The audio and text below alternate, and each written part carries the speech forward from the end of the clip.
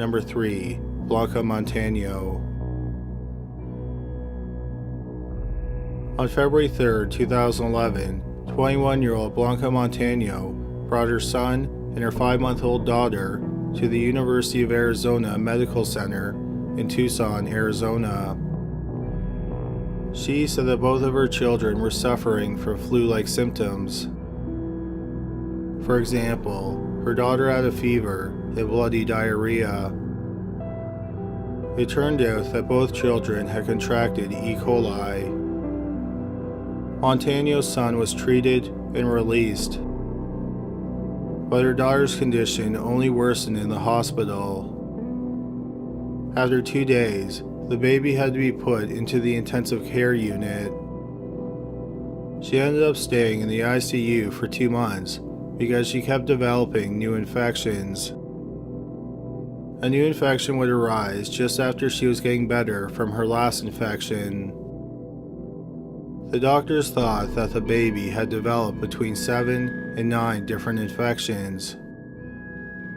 What was really baffling to the doctors was that the baby was in the ICU, yet she developed bacterial infections that were either fecal or waterborne. A patient contracting even one fecal or waterborne infection while in the ICU is incredibly rare. Yet, somehow, Montano's daughter had developed 7 to 9 of these infections in just 2 months. At first, the doctors thought that the child possibly had a pre-existing condition, but she was checked and they found no signs of a pre-existing condition. Then they thought that the hospital staff might have accidentally been doing something that caused the infections. For example, they may have not been following proper hygiene protocols. But the doctors found no evidence of this either. A third possibility was that another patient was transmitting the infections. This possibility was quickly ruled out because the infections that the baby was contracting were not often transferred from patient to patient. Also, they weren't common infections in the children's ICU. The doctors began to suspect that someone was intentionally infecting the baby. Specifically, they thought that someone was adding bacteria to her IV line. They installed a camera to monitor the baby. 3 days later, the alarm on the baby's IV went off while Montano was in the room alone with the baby. This prompted the hospital staff to review the footage. They saw Montano intentionally try to block the camera by putting an alcohol wipe in front of it. Later that same day, the camera recorded Montano walking out of a washroom and making her way to the crib with her hand hidden under her sweatshirt. She then grabbed the IV line and started playing with it, and this set off the alarm. The next day, Montano was confronted by members of the hospital staff. She denied that she was the one who was infecting her child. The staff told her that they planned on calling Child Protective Services. Montano told them that she was surprised that they didn't call them sooner. After the meeting, Montano was barred from seeing her baby. Also, her son was taken into the custody of Child Protective Services. In the weeks that followed, the baby did not develop any new infections, and she made a full recovery. She was released from the hospital and placed with Child Protective Services. On April 11, 2011, Montano was indicted for attempted murder and child abuse with death or serious injury likely. She went to trial 2 years later in the spring of 2013. The prosecution contended that Montano made the baby sick by injecting fecal matter into her IV line. The prosecutor said that the baby was a victim of Munchausen by Proxy Syndrome. He said that Montano was raising the children alone and she purposely made the baby sick to get attention from the father of the children. Montano's lawyer said she was innocent and she would never harm a child. He claimed that the hospital staff made the baby sick because they were not following hygiene protocols. However, the defense did not present any evidence that any of the hospital staff did anything wrong. Blanca Montano was ultimately found guilty of child abuse, and she was looking at a sentence of 17 years. Instead, she was sentenced to 13 years in prison. Number 2. Jack Barron. Jack Barron was born to Elmore and Roberta Barron in October 1961 in Castro Valley, California. He was an only child. Elmore was a distant father, and Roberta doted on Jack. Many of Jack's friends called him a mama's boy. When Jack was 13 years old, Elmore and Roberta got divorced. After the divorce, Jack only saw his father a handful of times. In February 1986, Jack, who was 24 years old, met 28-year-old Irene Paget through a mutual friend. Irene came from a family life that was nearly the opposite of Jack's. She was the youngest of 4 children in a tight-knit family. In November 1986, Irene and Jack moved in together. In the spring of 1988, Irene found out that she was pregnant. They got married in July of that year. On January 8, 1989, Irene gave birth to a son named Jeremy.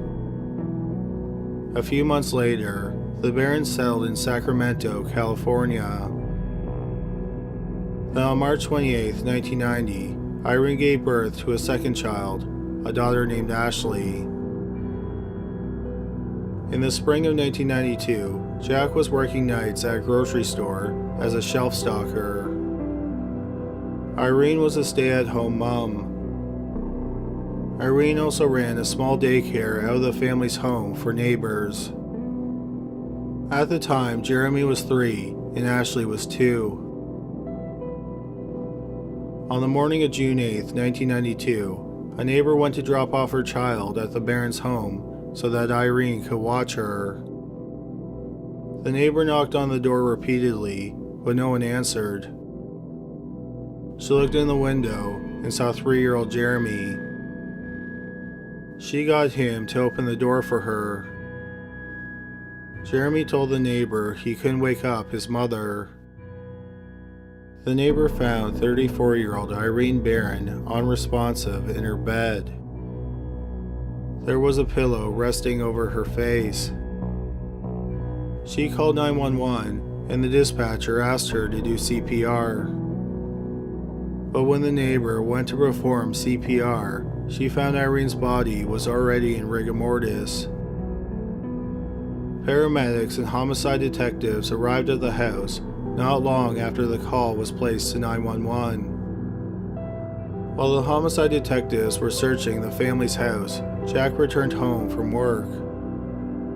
He was told that his wife was dead, and he acted distraughtedly. He asked how Irene died, but the detectives didn't know.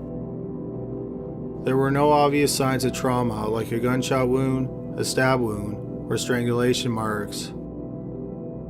Also, the house had been locked up, and there were no signs of a break-in. But the detectives did find it odd that a 34-year-old woman with no health problems would die suddenly. The detectives asked Jack what happened the night before. He said he left for work at about 11 p.m. He said when he left, Irene was alive and awake. He did not notice anything unusual about her before he left. The detectives talked to the Barrons' neighbor who found Irene's body, and she said that on the weekend, Irene was suffering from a bad headache. She said that her headache was so bad that her speech was slurred. A pathologist came to the house to examine Irene's body. He thought that Irene had died sometime around 7:30 the night before. When Irene was found in bed, she was still wearing her slippers. Black smudges were found on the pillowcase that was resting on her face. The pathologist thought that the smudges were eye makeup. This strongly suggested that Irene had makeup on when the pillow was put over her face. The detectives thought that the eye makeup and the slippers suggested that she died before she went to bed, instead of dying in her sleep. Had she gotten ready for bed, she most likely would have removed her makeup and taken off her slippers. The findings contradicted Jack's story. He said that he last saw Irene at 11 p.m. when he left for work. He said that she was alive and awake when he left for work. The pathologist couldn't determine if Irene's death was natural or if it was a homicide. Irene was found with a pillow over her face, and there were marks on it that were most likely eye makeup, and this suggests she could have been smothered. But the pathologist pointed out that if Irene had a really bad headache, she could have crawled into bed without properly getting ready for bed, and then put the pillow over her face to block out the light. An autopsy was performed, and the coroner found some bruises on her body. But the coroner couldn't determine the cause of death. He also couldn't determine if her death was natural or a homicide. Irene did have bruises on her body, but he couldn't say when she got them. She also had hemorrhages in her eyes, and sometimes hemorrhages in the eyes are signs that someone has been asphyxiated. But these hemorrhages are also found if someone dies of something like a heart attack. Since the coroner couldn't say for sure that Irene had been murdered, the police didn't continue to investigate her death. In the wake of Irene's death, friends and family gave a lot of support and sympathy to Jack. A lot of people gave him food, and many gave him money. Nearly a month after his wife was buried, Jack had a female co-worker move in. The woman was having marital problems. Jack swore they were just friends, and she was a roommate. Irene's family thought that this was incredibly odd, but it didn't prove that he murdered Irene. The roommate didn't live with Jack for very long. She thought that Jack had a terrible temper, especially towards his children. One time, he threatened to send his son Jeremy to the same place as his mother.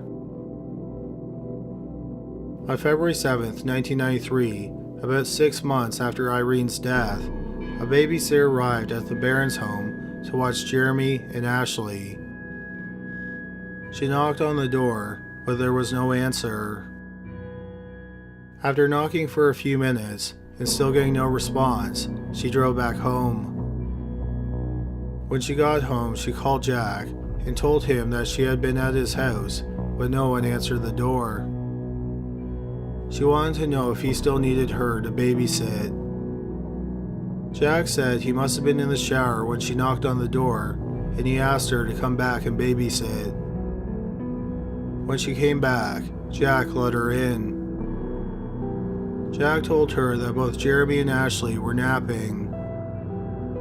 Then Jack and the babysitter checked in on both kids, and they appeared to be sleeping. Jack then went to his own bedroom to nap before he went to work. A couple hours later, Ashley woke up. When 4-year-old Jeremy didn't stir, the babysitter went to check on him. She got a bad feeling when she saw him lying in the same position that he was lying in when she and Jack checked on him hours earlier. She tried to wake up Jeremy, but he didn't respond. The babysitter woke up Jack and then called 911. The 911 dispatcher told the babysitter that either she or Jack should perform CPR. The babysitter told Jack to perform CPR, but he refused. He said it was too late. The paramedics arrived a few minutes after the babysitter called 911. By the time they got there, 4-year-old Jeremy was already dead. The paramedics asked Jack if he noticed anything wrong with Jeremy before he went for his nap. Jack said that Jeremy had been suffering from a bad cold and he had given him some cough syrup before his nap. But other than that, nothing was wrong with Jeremy. Jeremy was buried a few days later.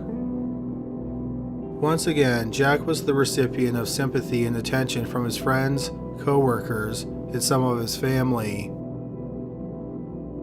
Irene's family was highly suspicious of Jack. One thing that Irene's brother noticed was that Jack didn't cry once during Jeremy's funeral. The police did not investigate Jeremy's death at all. The coroner didn't see any signs of foul play, and he assumed that Jeremy died from natural causes. He thought that there was something in the Barron's house that killed both Jeremy and Irene. But the house was checked, and nothing unusual was found. Another possibility was that both Irene and Jeremy took the same medication, and it was laced with something that killed them. All the medication in the Barron household was tested, and nothing unusual was found. Another possibility was that something genetic killed the mother and son. Irene's family thought that this was possible, and they became worried that something in their genes might kill them, so some of them underwent testing.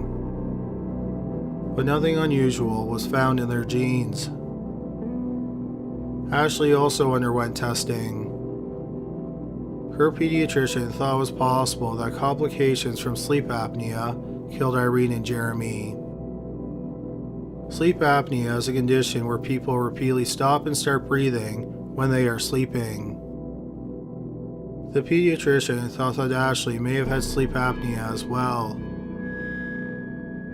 The testing showed that Ashley suffered periodic interruptions of breathing while she slept.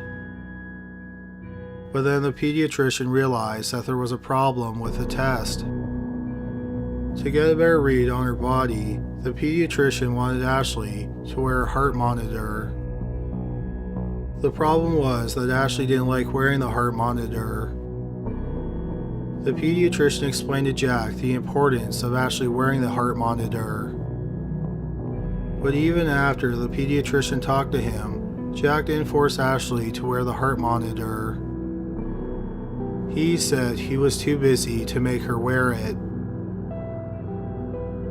Jack was a big fan of the country singer Wanita Judd. The friend that introduced him to Irene was also friends with the president of Judd's fan club.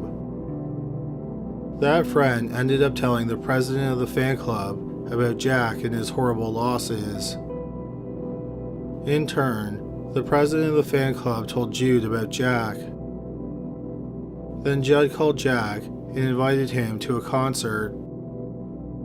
They met backstage at the concert, and then Judd gave him tickets to another show. Jack attended the second concert with Ashley. After Jack attended both concerts, what people found odd was that there were no longer any photos of Irene hanging up in the house where she used to live. They had all been replaced with photos of Jack with Wanita Judd. Jack told people that he and Judd were dating, and they might even get married. Most of his friends and family didn't believe him. They just assumed he was looking for attention. That was one thing that people started to notice more and more. Jack seemed like he always needed to be the center of attention. In January 1994, Jack hired a practical nurse to babysit Ashley while he was at work. He told the nurse that Ashley had a heart condition. On August 6, 1994, the nurse arrived at their home at 10:45 p.m. When she got there, Ashley was already in bed. She and Jack checked on Ashley in bed, and then Jack gave her a glass of iced tea. She noticed that the iced tea was strong tasting. A few minutes later, Jack left for work. Before he left, he told the nurse not to fall asleep. Right after Jack left the house, the nurse checked on Ashley again, and she thought that Ashley was sleeping. Then, despite being warned not to fall asleep, the nurse fell asleep just minutes after Jack left. At 4 a.m., she woke up and checked on Ashley. She noticed that Ashley was lying in a different position than the last time she checked on her. She touched Ashley, who was 4 years old, and she became alarmed. Ashley's body was cold. The nurse called 911 and then tried to perform CPR, but she couldn't get Ashley's mouth open. It turned out that rigor mortis had already set in. Irene and Jeremy's autopsies were performed by the same coroner. Ashley's autopsy was performed by a different coroner. But just like the first coroner, he couldn't determine a cause of death. At this point, a lot of people were suspicious of Jack. After Ashley's funeral, Jack's friends and family gathered at his house. Winona Judd sent a big bouquet of flowers, and Jack proudly displayed it. Jack also wore a t-shirt that said "Wise Guy."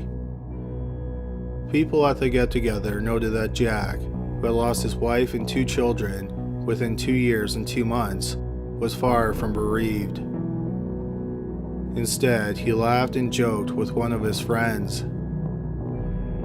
Jack's friends and family weren't the only ones who were suspicious of him. Several people at the coroner's office were convinced that Jack had killed his wife and 2 children. So they started to reinvestigate the deaths. When they did, they found a pattern. Each family member either died or their body was found on the 7th day of the month. Irene most likely died on the night of June 7th, 1992, and her body was found the next morning.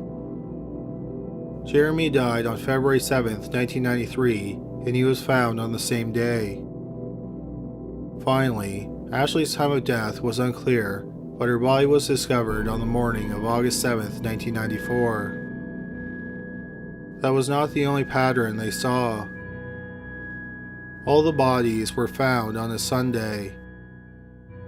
The odds of 3 healthy people in the same family dying of natural causes within 2 years and 2 months of each other, and all their bodies were found on the 7th day of the month, which were also Sundays, were astronomical. The coroner's deputy that found the pattern investigated Jack's background to see if the 7th day of the month that fell on a Sunday had any importance to him. He was shocked when he discovered that Jack's estranged father, Elmore, was born on August 7th, 1938, which was a Sunday. Sunday, August 7th was also the day that Ashley was found dead. The problem for investigators was that they didn't have any physical evidence that Jack killed his family. They couldn't even prove that any of the deaths were homicides. So while several investigators with the coroner's office were suspicious of Jack, they couldn't have him charged with anything. After Ashley's death, Jack quit his job and sold the house where his 3 family members died. He then moved into his mother Roberta's home in Benicia, California. Roberta didn't exactly love the new living arrangements. When Jack moved in, she had been living with a boyfriend.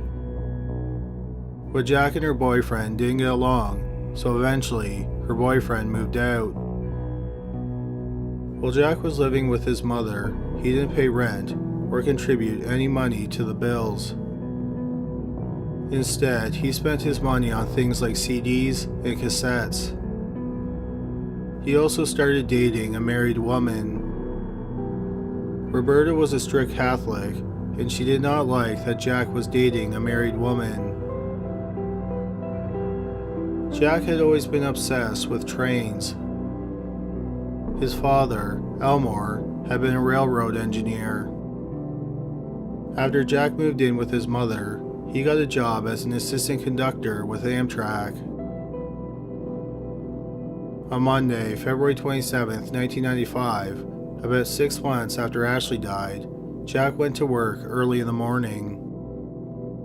He returned home at about 2 p.m. and he called 911. He told the dispatcher that his mother was unresponsive. Paramedics arrived at the house several minutes later, and they discovered that Roberta, who was 52 years old, had been dead for hours. A detective also came to the house, and he talked to a neighbor. The neighbor told him that Jack's wife and 2 children had recently died. After hearing that, the detective was immediately suspicious of Jack. During Roberta's autopsy, the coroner found a cause of death. She had been asphyxiated to death. The coroner thought that she had been smothered to death with a pillow. After Roberta's death was ruled a homicide, the police in Sacramento started to reinvestigate the deaths of the rest of Jack's family. One thing that they noted was that Jack's family members were found dead by other people while he was at work or while he was asleep. The investigators in Sacramento decided to figure out if it was possible if they died while Jack was home and awake. Based on Irene's body temperature, the pathologist thought that she died sometime between 4:30 p.m. and 10 p.m. the night before her body was found. His best guess was that she died around 7:30 p.m. Jack told the police that he left for work at 11 p.m. that night. So that meant he was most likely home when Irene died. As for Jeremy, something the police noted was that the babysitter arrived earlier that day and Jack didn't answer the door. She then went home and called Jack. Jack said he must have been in the shower and he told her to come back and babysit. After the babysitter came back, she and Jack checked on Jeremy and he was lying on his side, facing the wall. Jack then went to nap before his work shift. 2 hours later, the babysitter checked on Jeremy and he hadn't moved. When she touched him, he was already in rigor mortis, meaning he had probably been dead for hours. The police suspected that Jack was killing Jeremy when the babysitter arrived the first time. The toughest case was Ashley's. The nurse who was watching her on the night she died checked in on her a few minutes after Jack left for work. At the time, Ashley was lying on her right side. Then the nurse fell asleep. When she checked on Ashley about 5 hours later, Ashley was lying on her back.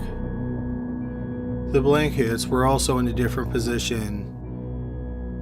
Therefore, Ashley wasn't dead when Jack left for work. The police checked with Jack's supervisor, and he said that Jack was there on the night that Ashley died. He said that Jack clocked in on time. The supervisor also said that Jack was there at 4 a.m. when he got the call informing him that something was wrong with Ashley. But Jack's supervisor could not verify that Jack was at work the entire time. He said it was possible that Jack slipped away without anyone noticing. Even though Jack had an alibi, the police thought he still killed Ashley. Before Jack left for work on the night that Ashley died, Jack gave the nurse who was watching Ashley a glass of iced tea. The nurse noticed that the iced tea had a strong taste to it, and she thought that that was unusual because Jack liked his iced tea weak. The police speculated that the iced tea that Jack gave her was laced with something that made her fall asleep. If the nurse was drugged, The police had several possible scenarios about how Jack killed Ashley. One possible scenario is that he snuck out of work, drove home, smothered Ashley, and then drove back to work. Another possibility is that after Jack gave the nurse the drugged iced tea, he left the house, but he didn't drive far. He returned a few minutes later, after he knew the nurse was asleep. He killed Ashley and then drove to work. Or it's possible that Ashley was already dead when the nurse arrived. Jack then drove a short distance away and returned a few minutes later after he knew the nurse would be asleep. Then he simply moved Ashley's body to make it look like she was alive when he left the house, and then he drove to work. If Jack left his home that night at 11 p.m. and he arrived at work on time, he would have had about 20 minutes to wait, get back into the house, and either kill Ashley or move her body. There is some speculation that Roberta either knew or suspected that Jack killed Irene, Jeremy, and Ashley. The police think it's possible on the night that Roberta died, she either brought it up or she accused Jack of the murders, and Jack either snapped or he decided to silence her. Based on the clothing that Roberta was wearing when her body was found and the amount of rigor mortis in her body, the coroner thought that she was probably killed sometime between midnight and 1 a.m. This was several hours before Jack said he left for work. Jack was interviewed by the police in April 1995, and he denied killing his family. On July 17, 1995, which would have been Irene's 38th birthday, Jack was arrested, and he was charged with the murders of Irene, Jeremy, Ashley, and Roberta. After Jack was arrested, the police tracked down his father, Elmore, who was living in the southeastern United States. Elmore said that if Jack did kill his family, then he wanted to be the one who pulled the switch on him. Elmore said if he was the one who brought Jack into this world, he wanted to be the one who took him out. One of the problems facing the prosecution was that there wasn't a lot of physical evidence that proved that Jack committed the murders. What was most damning was the pattern in which his family had died. All 4 family members, who lived in 2 different houses, had died suddenly within 2 years and 8 months of each other. Also, Irene, Jeremy, and Ashley were all killed or they were found dead on the 7th day of the month, which was also a Sunday. And Jack's estranged father was born on the 7th day of the month, which was also a Sunday. However, this was all circumstantial evidence. But then a judge ruled that the pattern could be included as evidence at the trial. Jack's trial started in February 2000, nearly 4.5 years after he was arrested. At the trial, a doctor testified that Jack had Munchausen by Proxy Syndrome. The doctor said it was rare among men. At the time, there were only 15 to 20 recorded cases. Jack was ultimately found guilty of killing his wife Irene, his son Jeremy, and his mother Roberta. He was acquitted of killing his daughter, Ashley. Jack Barron was sentenced to 3 consecutive life sentences without the chance of parole. Number 1. Martha Woods. In July 1967, Harry Woods and his wife, Martha, adopted a 5-year-old baby girl. The mother was an unwed teenager who lived in Denver, Colorado. Harry and Martha named the baby Judy. When they adopted Judy, Harry was a mess hall chef with the Army, and he was stationed at Fort Carson in Colorado Springs, Colorado. Martha didn't work, and she stayed at home with Judy. Between December 1967 and March 1968, Judy was hospitalized 3 times because she had stopped breathing and turned blue. Judy's health scares weren't the only strange things that were happening around the family's home. Supposedly, nearly every day after Harry left for work, a woman would call Martha. Martha said that the woman would tell her to give up Judy or she would die. Harry and Martha's house also caught fire twice. Both times Martha was at home alone with Judy, and she got Judy out of the house. Another time, Martha said that a man stood in front of their living room window and he demanded that Martha hand over Judy to him. Martha said she got a handgun and shot the man through the window screen. She said that she wounded him. Martha said that the man got into a car that was being driven by a woman and they drove off. After these supposed strange events, Harry asked to be transferred. His request was granted, and he was transferred to the Aberdeen Proving Ground in Maryland. Martha claimed that even after they moved to a different state, she continued to get phone calls telling her to hand over Judy. The police said that they would tap their phone and get to the bottom of it. Then, the supposed calls suddenly stopped. On February 9, 1969, not long after the Woods moved to the Aberdeen Proving Ground, an unidentified 13-year-old girl in Maryland gave birth to a boy, and she immediately put him up for adoption. The baby was a bit on the small side, but he was healthy. He was placed with a foster family for 5 months. He had no health problems, and the foster family thought that he was a happy baby. In the summer of 1969, when he was 5 months old, he was adopted by the Woods family. They named the baby Paul, after Martha's youngest brother. On August 4th, 1969, about a month after Paul was adopted, Martha called 911. She said that Paul had been playing with Judy and then he suddenly stopped breathing. She performed CPR until the paramedics arrived. Baby Paul was rushed to the hospital, which was on the army base.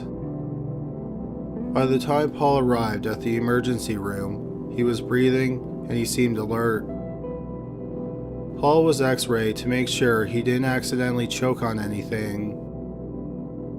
They didn't find anything on the x-ray, and they didn't find anything wrong with Paul, so hours after he was brought into the emergency room, he was sent home with Martha. Just hours later, Paul was rushed to the hospital again because he had stopped breathing. This time, when he arrived at the emergency room, he was limp and his skin had a bluish tint. Martha told the hospital staff that after they got home, she put Paul down for a nap in his crib. Then she heard him choking and struggling to breathe. The doctors kept Paul in the hospital for 3 days, and they conducted a battery of tests on him. But they could not find anything wrong with him. They thought he might have had a respiratory infection. Paul was sent home on the morning of August 7th. Just 24 hours later, Martha called for an ambulance again. Paul had once again stopped breathing. When he arrived at the hospital, he was breathing once again. This time, Paul was hospitalized for 4 days before he was released into Martha's care. Then, once again, after 24 hours, Paul had to be readmitted to the hospital because he wasn't breathing. Paul was sent to the Walter Reed Medical Center in Bethesda, Maryland, and more tests were conducted. He underwent testing for 5 days, but no one could figure out what was wrong with him.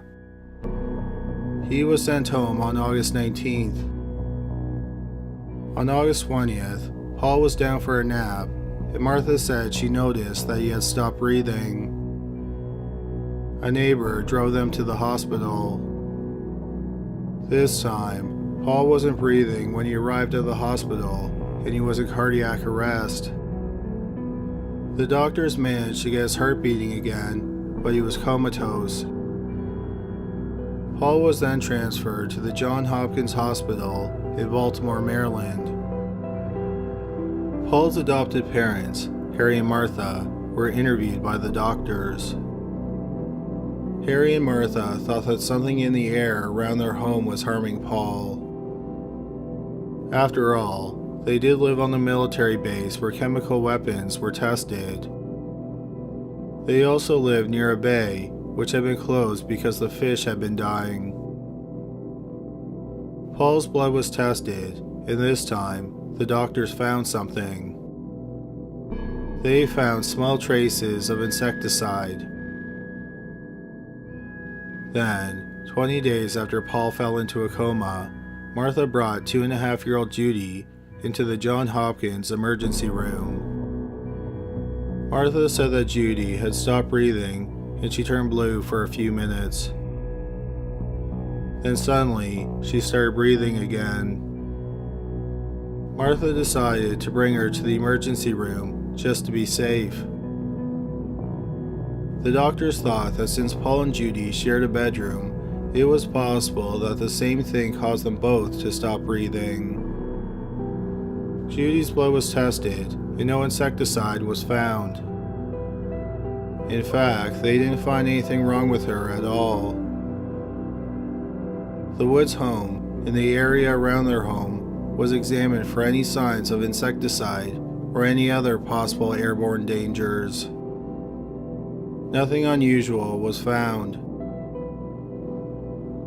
The doctor who examined Judy was bothered by the situation, so he kept Judy in the hospital. One thing that the doctor noted was that the children never had any problems while they were in the hospital. They just stopped breathing while they were home, often while Martha was the only adult in the house. The doctor became even more troubled when he learned about Martha's history. It turned out that Martha had suffered 10 miscarriages, she had given birth to 1 stillborn baby, and she had given birth to 3 children, who all supposedly died of natural causes when they were infants. After learning about Martha's history, the doctor strongly suspected that Martha harmed her adopted children. The doctor told Child Protective Services about the situation, and they took Judy into their custody. Paul continued to lie in a coma in the hospital, and Martha and Harry were barred from seeing him. Then a month after he went into the coma, on September 21st, 1969, Paul passed away. He was 7 months and 12 days old. His body was sent for an autopsy. The medical examiner determined that Paul's death was a homicide. He had most likely been asphyxiated. Since it was thought that Paul was asphyxiated in the Woods home, which was on a military base, it was considered a federal crime, so the FBI took over the investigation. What they learned about Martha disturbed them. Martha was born in April 1929 in Columbus, Ohio. She was the 10th of 13 children, and she grew up with extended family. She and 16 other people were often crammed into a 2-room rental. In November 1945, at the age of 16, Martha found out she was pregnant. The father was a neighbor boy.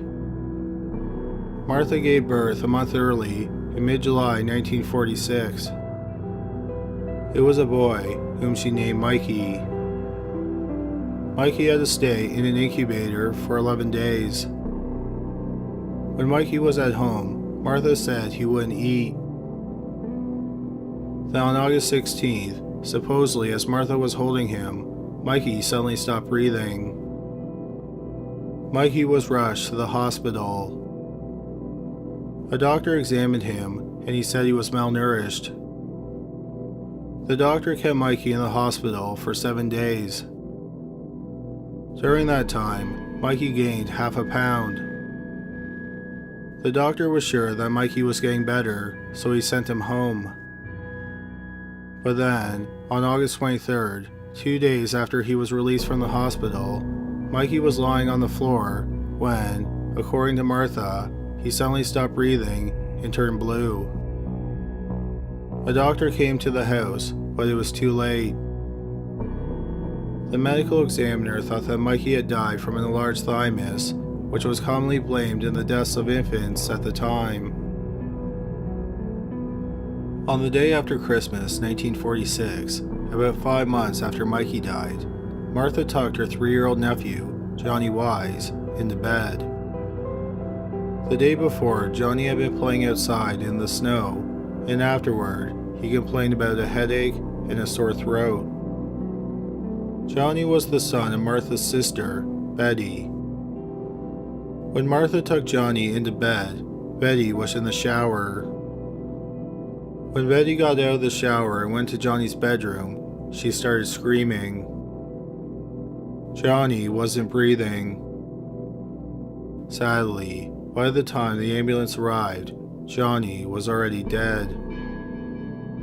A doctor thought that his cause of death was diphtheria, which is an upper respiratory infection.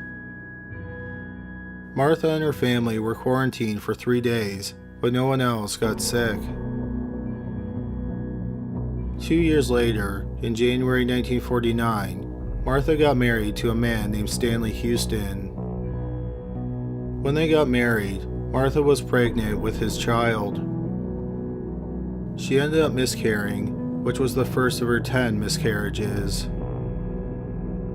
She got pregnant again, and she gave birth to a baby girl on June 28, 1950. They named the baby Mary Elizabeth. Like Martha's first child, Mikey, Mary was born prematurely. Mary had to spend 3 weeks in the hospital before she was sent home.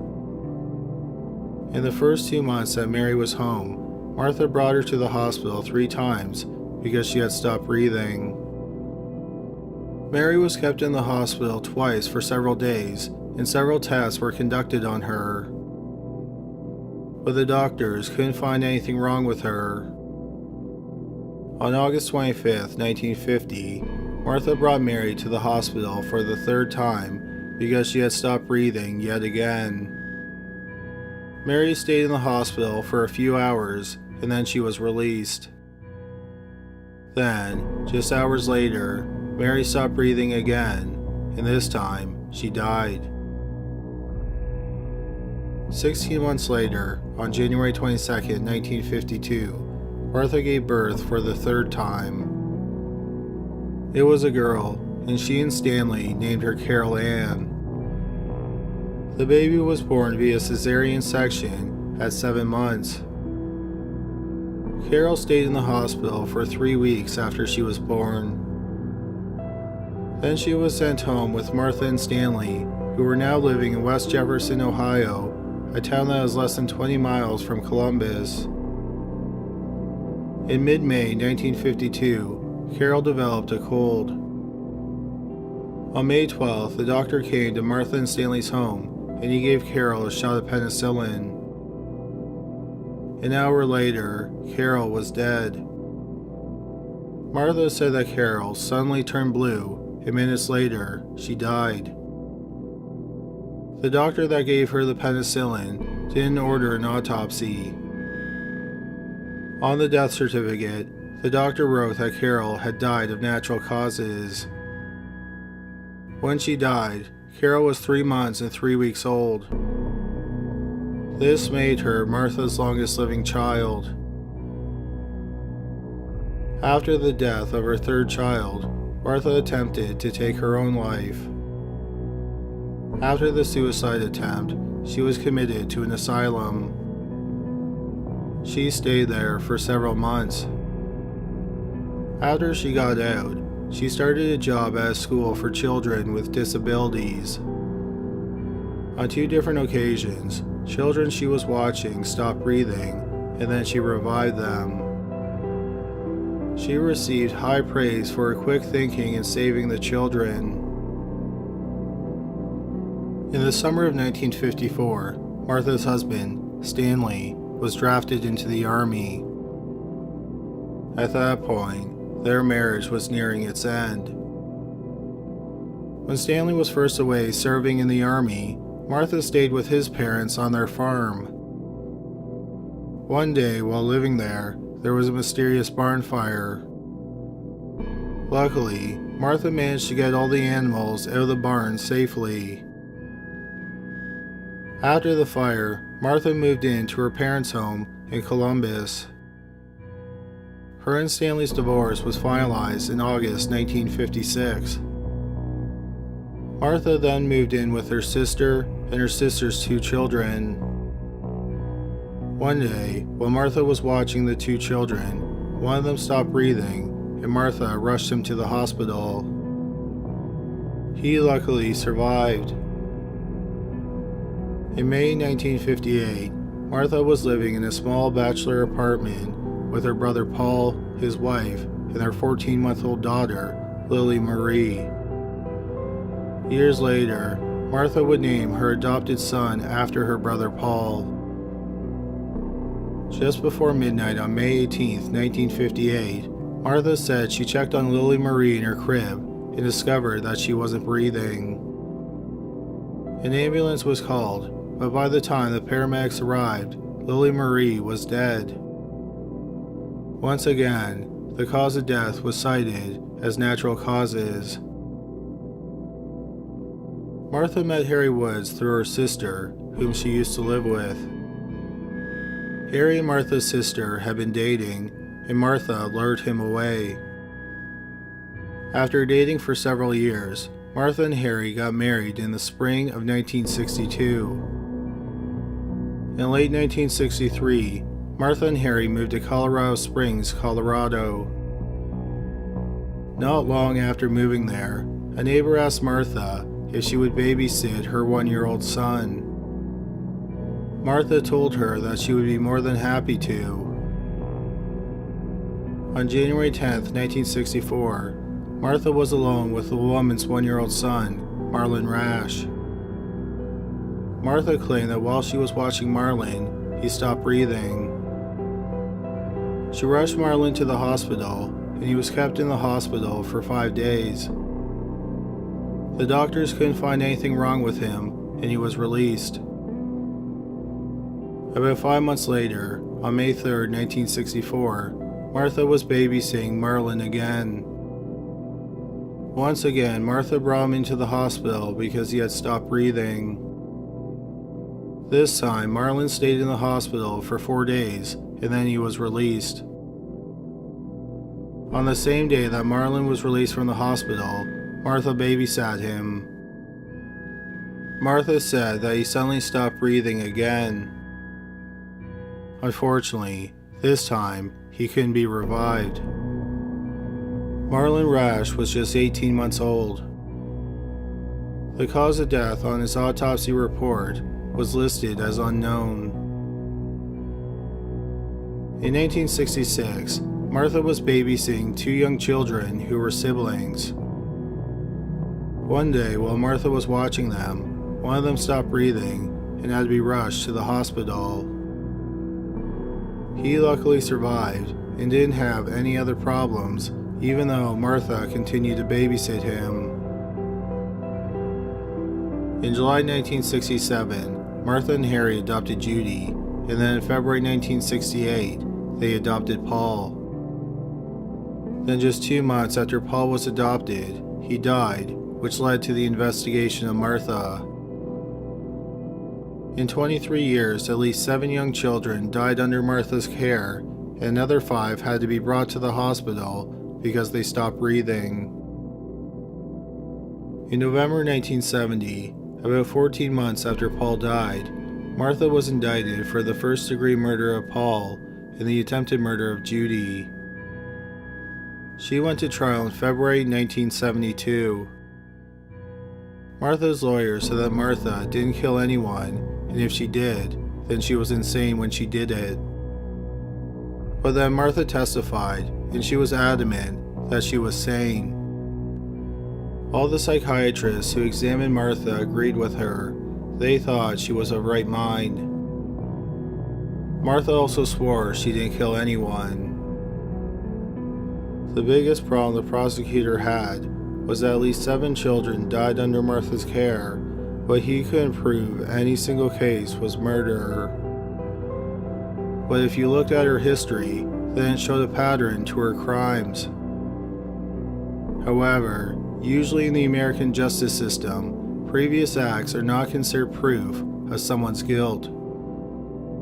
Nevertheless, the judge allowed the prosecution to have witnesses testify about the 6 other deaths that Martha may have been responsible for.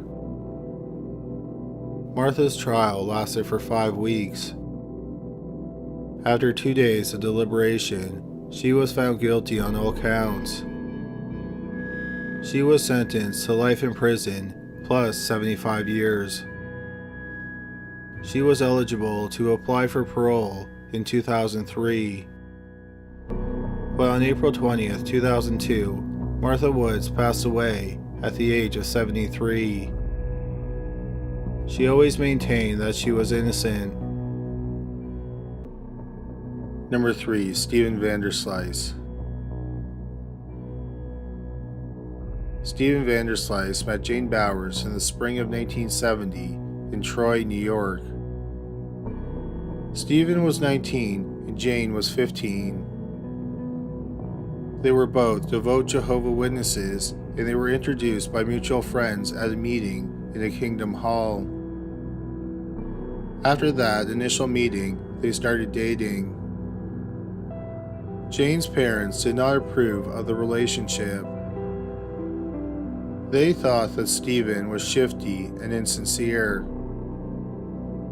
Nevertheless, Steven and Jane got engaged 5 days after Jane's 18th birthday. They were wed on September 10th, 1974, in the same room where they first met.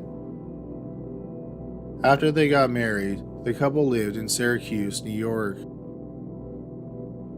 On May 26, 1975, Jane gave birth to a son. They named him Heath. A few weeks before Heath's first birthday, Steven took out a life insurance policy on his son. It would pay out $10,000 if Heath were to die. Just over 5 months later, on October 8, 1976, Steven called 911 because Heath was choking. Police officers arrived within minutes and they found Heath, who was 16 months old, unresponsive, and his face was blue. Steven told them that Heath had choked on a quarter. An officer started doing CPR, and then an ambulance took Heath to the hospital. But it was too late. Heath was pronounced dead. No autopsy was performed. When Heath died, Jane was 9 months pregnant. She gave birth 12 days after she lost her firstborn. It was a girl whom they named Heather. A week after Heather's birth, Steven got the insurance payout from Heath's death. With the $10,000, he bought a brand new Pontiac Trans Am. 6 weeks after Heather was born, Steven took out a $10,000 life insurance policy on his daughter. 4 weeks later, on the night of December 30th, 1976, Steven woke Jane up and told her that the baby wasn't breathing. Heather was rushed to the hospital. Heather stayed in the hospital for 4 days and then she was released.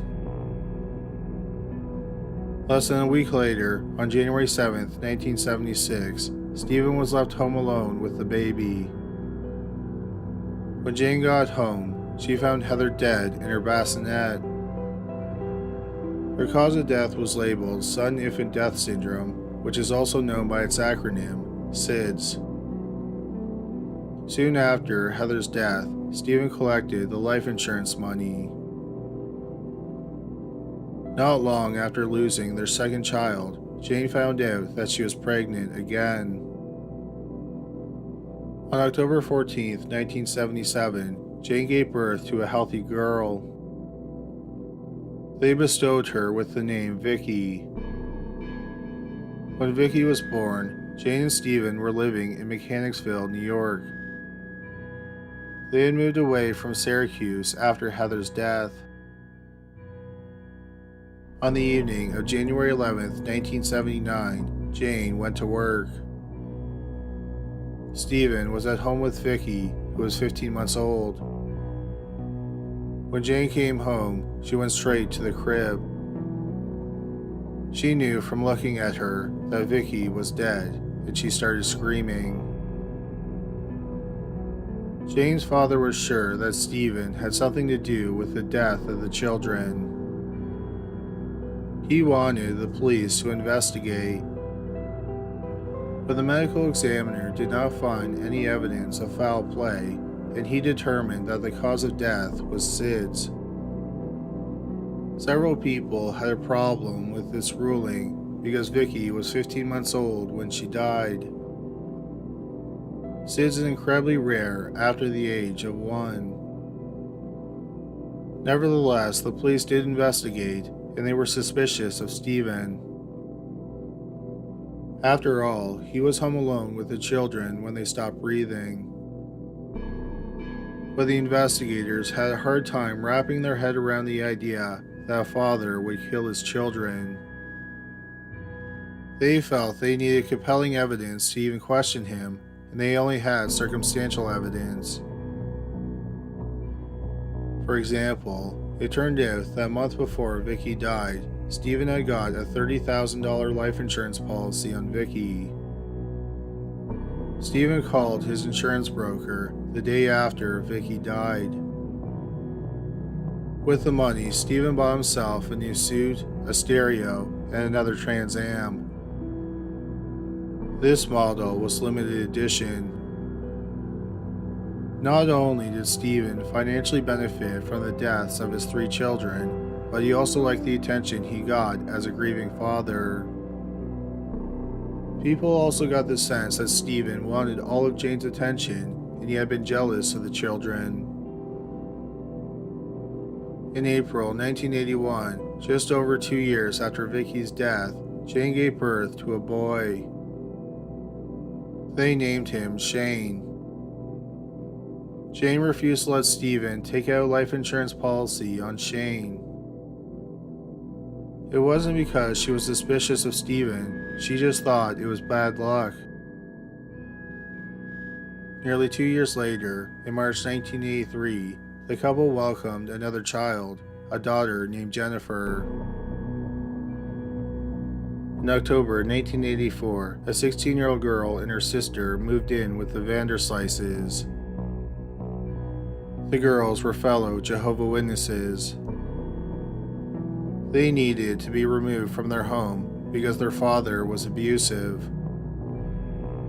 Sometime after moving in, the 16-year-old girl and Steven started a sexual relationship. About 6 months after moving in with the Vander Slices, the girls moved back home. The 16-year-old girl's mother found out that she was pregnant and that Steven was the father. She reported Steven to the police. The police questioned Steven, and he admitted that he had been having sex with the girl. He was arrested, and he was charged with statutory rape. When Steven was arrested, not only was the 16-year-old girl pregnant with his baby, but his wife, Jane, was also pregnant. Their due dates in October were 4 days apart. Steven pleaded guilty to 36 different charges, and he was sentenced to a year in prison. After Steven was sentenced, he talked to a reporter, and he blamed his actions on the grief he felt from the loss of his 3 children. He claimed that the losses gave him severe emotional problems. He said that the deaths were stressful and they made him impulsive. Steven credited sleep apnea machines as the reason his 2 children, Shane and Jennifer, survived infanthood. At the time, one of the prevailing theories was that sleep apnea was one of the main causes of SIDS. Sleep apnea is a disorder where someone pauses breathing or has shallow breathing while they are sleeping. The theory first rose to prominence in October 1972 when the official journal of the American Academy of Pediatrics, which is also just known as Pediatrics, published an article by Dr. Alfred Stein Schneider. In the article, Stein Schneider discusses a family who had lost 5 young children, all under the age of 3. All 5 children had mysteriously stopped breathing. The family's name was not made public, and they were only identified by the letter H in the article. Stein Schneider had been evaluating the 2 youngest children in the hospital before their deaths, and he noted that they had sleep apnea. He also points out that the 2 children died within a day of leaving the hospital after they were evaluated. In the article, Stein Schneider also argued that there is a hereditary element to SIDS. Eventually, in the medical community, it seemed to be an accepted fact that sleep apnea was one of the leading causes of SIDS. An editor of Pediatrics said that it jumped from a decent hypothesis to a religion. The article launched a cottage industry of selling sleep apnea machines to worried parents. The day after Steven was sentenced, the article where he blamed his behavior on the death of his children was published. A detective in Syracuse who had investigated Steven in the past read the article. He had always suspected that Steven had killed his kids. He was disgusted that Steven would use the death of his children to excuse the fact that he had sexually abused a girl who was in his care. So in September 1985, the detective brought Steven in for questioning regarding the deaths of his children. After some questioning, Steven admitted to killing his daughters, Heather and Vicky. He swore that Heath's death was an accident and he had nothing to do with it. After the confession, the bodies of Heath, Heather, and Vicky were all exhumed. But the medical examiner did not find any evidence of foul play in the autopsies that followed. Detectives continued to interview Steven. He seemed to enjoy the attention he got from the detectives. Steven would also lead the detectives on by giving them vague answers. Then finally, Steven said he held Heather and Vicky's faces against his chest until they stopped breathing. He refused to budge on his story that Heath had choked on a quarter. Steven was asked why he killed his children, and he said it was not because of the money. He said he wanted his wife, Jane, to love him more. In October 1985, the teenage girl Steven had sexually abused gave birth to a son. A week later, his wife, Jane, also gave birth to his son. Around the same time, Steven was charged with the murder of his daughter Vicky. In September 1986, Steven accepted a plea deal where he pleaded guilty to manslaughter, and he was sentenced to 8.5 years to 25 years of prison. When Steven's other children, Heath and Heather, died, he and Jane were living in Syracuse, which is in Onondaga County. William Fitzpatrick, the Chief Assistant District Attorney of Onondaga County, decided to only charge Steven with the murder of Heather. Fitzpatrick refused to make a plea deal. Days after Steven pleaded guilty to manslaughter, he went to trial for Heather's murder. Famed pathologist Dr. Linda Norton was to testify on behalf of the district attorney. Before Norton testified, she and Fitzpatrick met to discuss the case. The case reminded Norton of Dr. Albert Stein Schneider's 1972 article in Pediatrics. Norton did not think that Stein Schneider's conclusions were accurate. In her own research, she had never found evidence that sleep apnea led to SIDS. She also had never seen evidence that SIDS was hereditary. Norton mentioned the article to Fitzpatrick and told him that the deaths weren't the result of SIDS.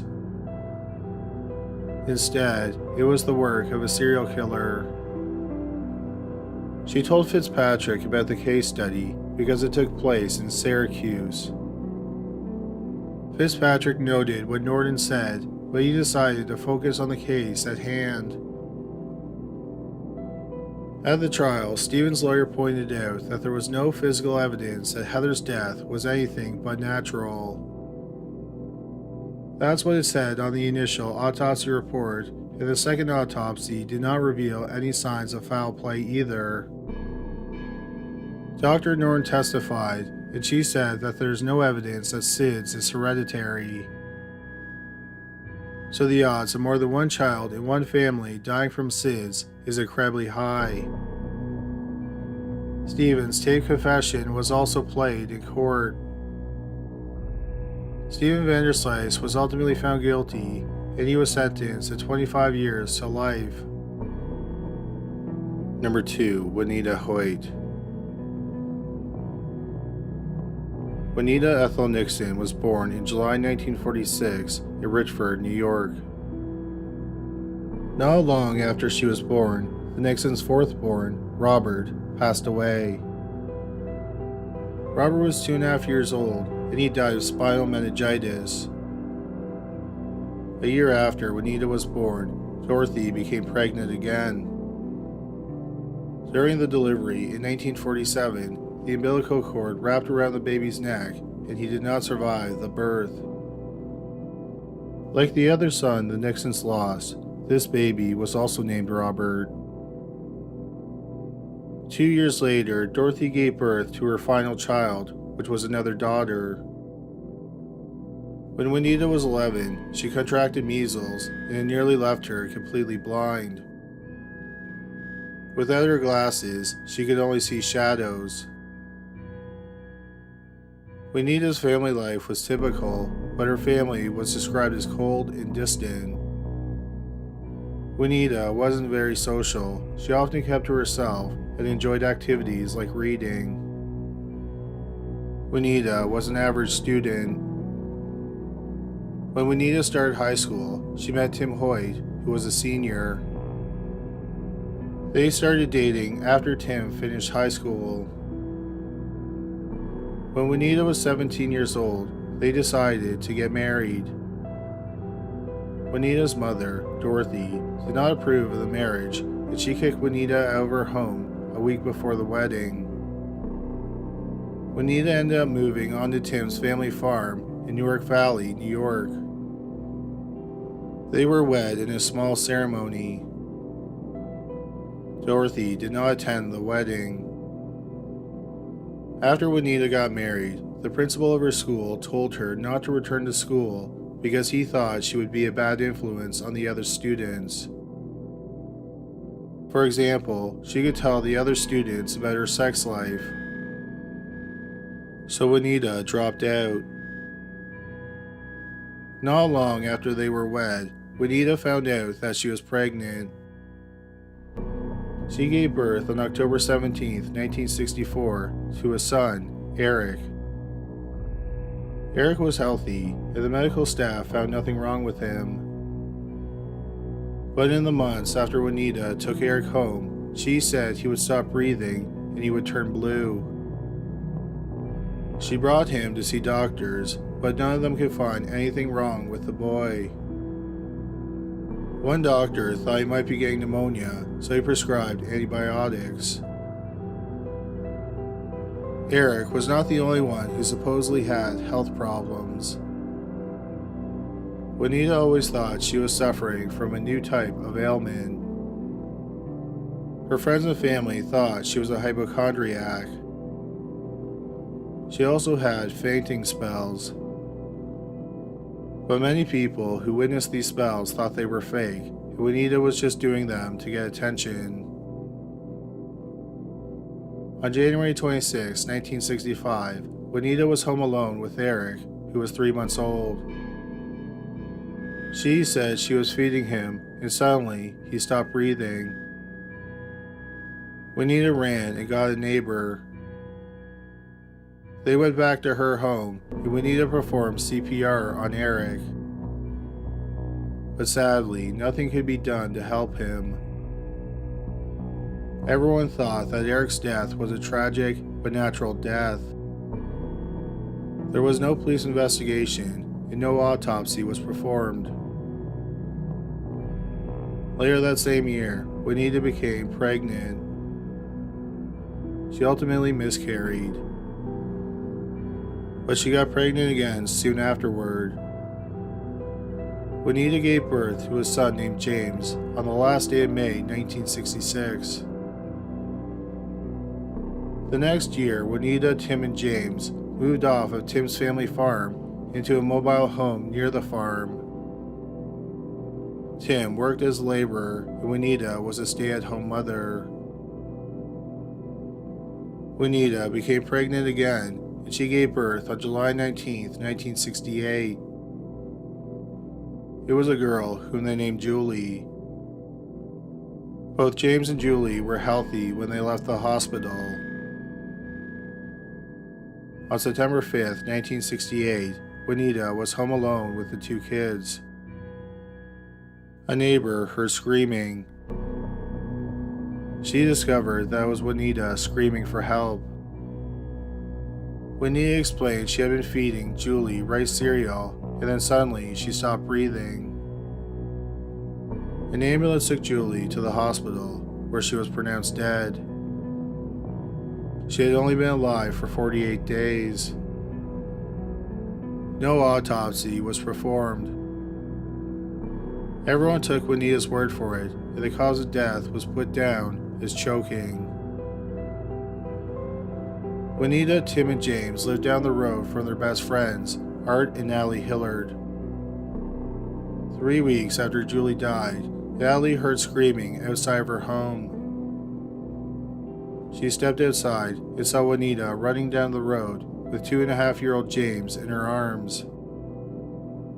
Wanita explained that James had been playing outside. When he came back inside, he collapsed in the hallway and stopped breathing. An ambulance was called, and a paramedic performed CPR on the boy. But the coroner came and declared James dead on the scene. For the first time, an autopsy was performed on one of the Hoy children. The coroner was not able to determine the cause of death. Some people speculate that Wanita may have done something to her children, but there was no evidence that she did anything wrong. So while people had their suspicions, there was nothing they could do. In early 1969, Wanita became pregnant again, but she miscarried. Later that same year, Wanita found out that she was pregnant again. On March 18, 1970, Wanita gave birth to a daughter, Molly. The doctors were aware that the Hoyts had lost 3 children, so they did extensive testing on Molly. But Molly seemed to be healthy. She was sent home with Wanita and Tim 4 days after she was born. 4 days after that, Wanita claimed she went to get Molly from her crib and found her not breathing. She claimed she was able to get Molly breathing again.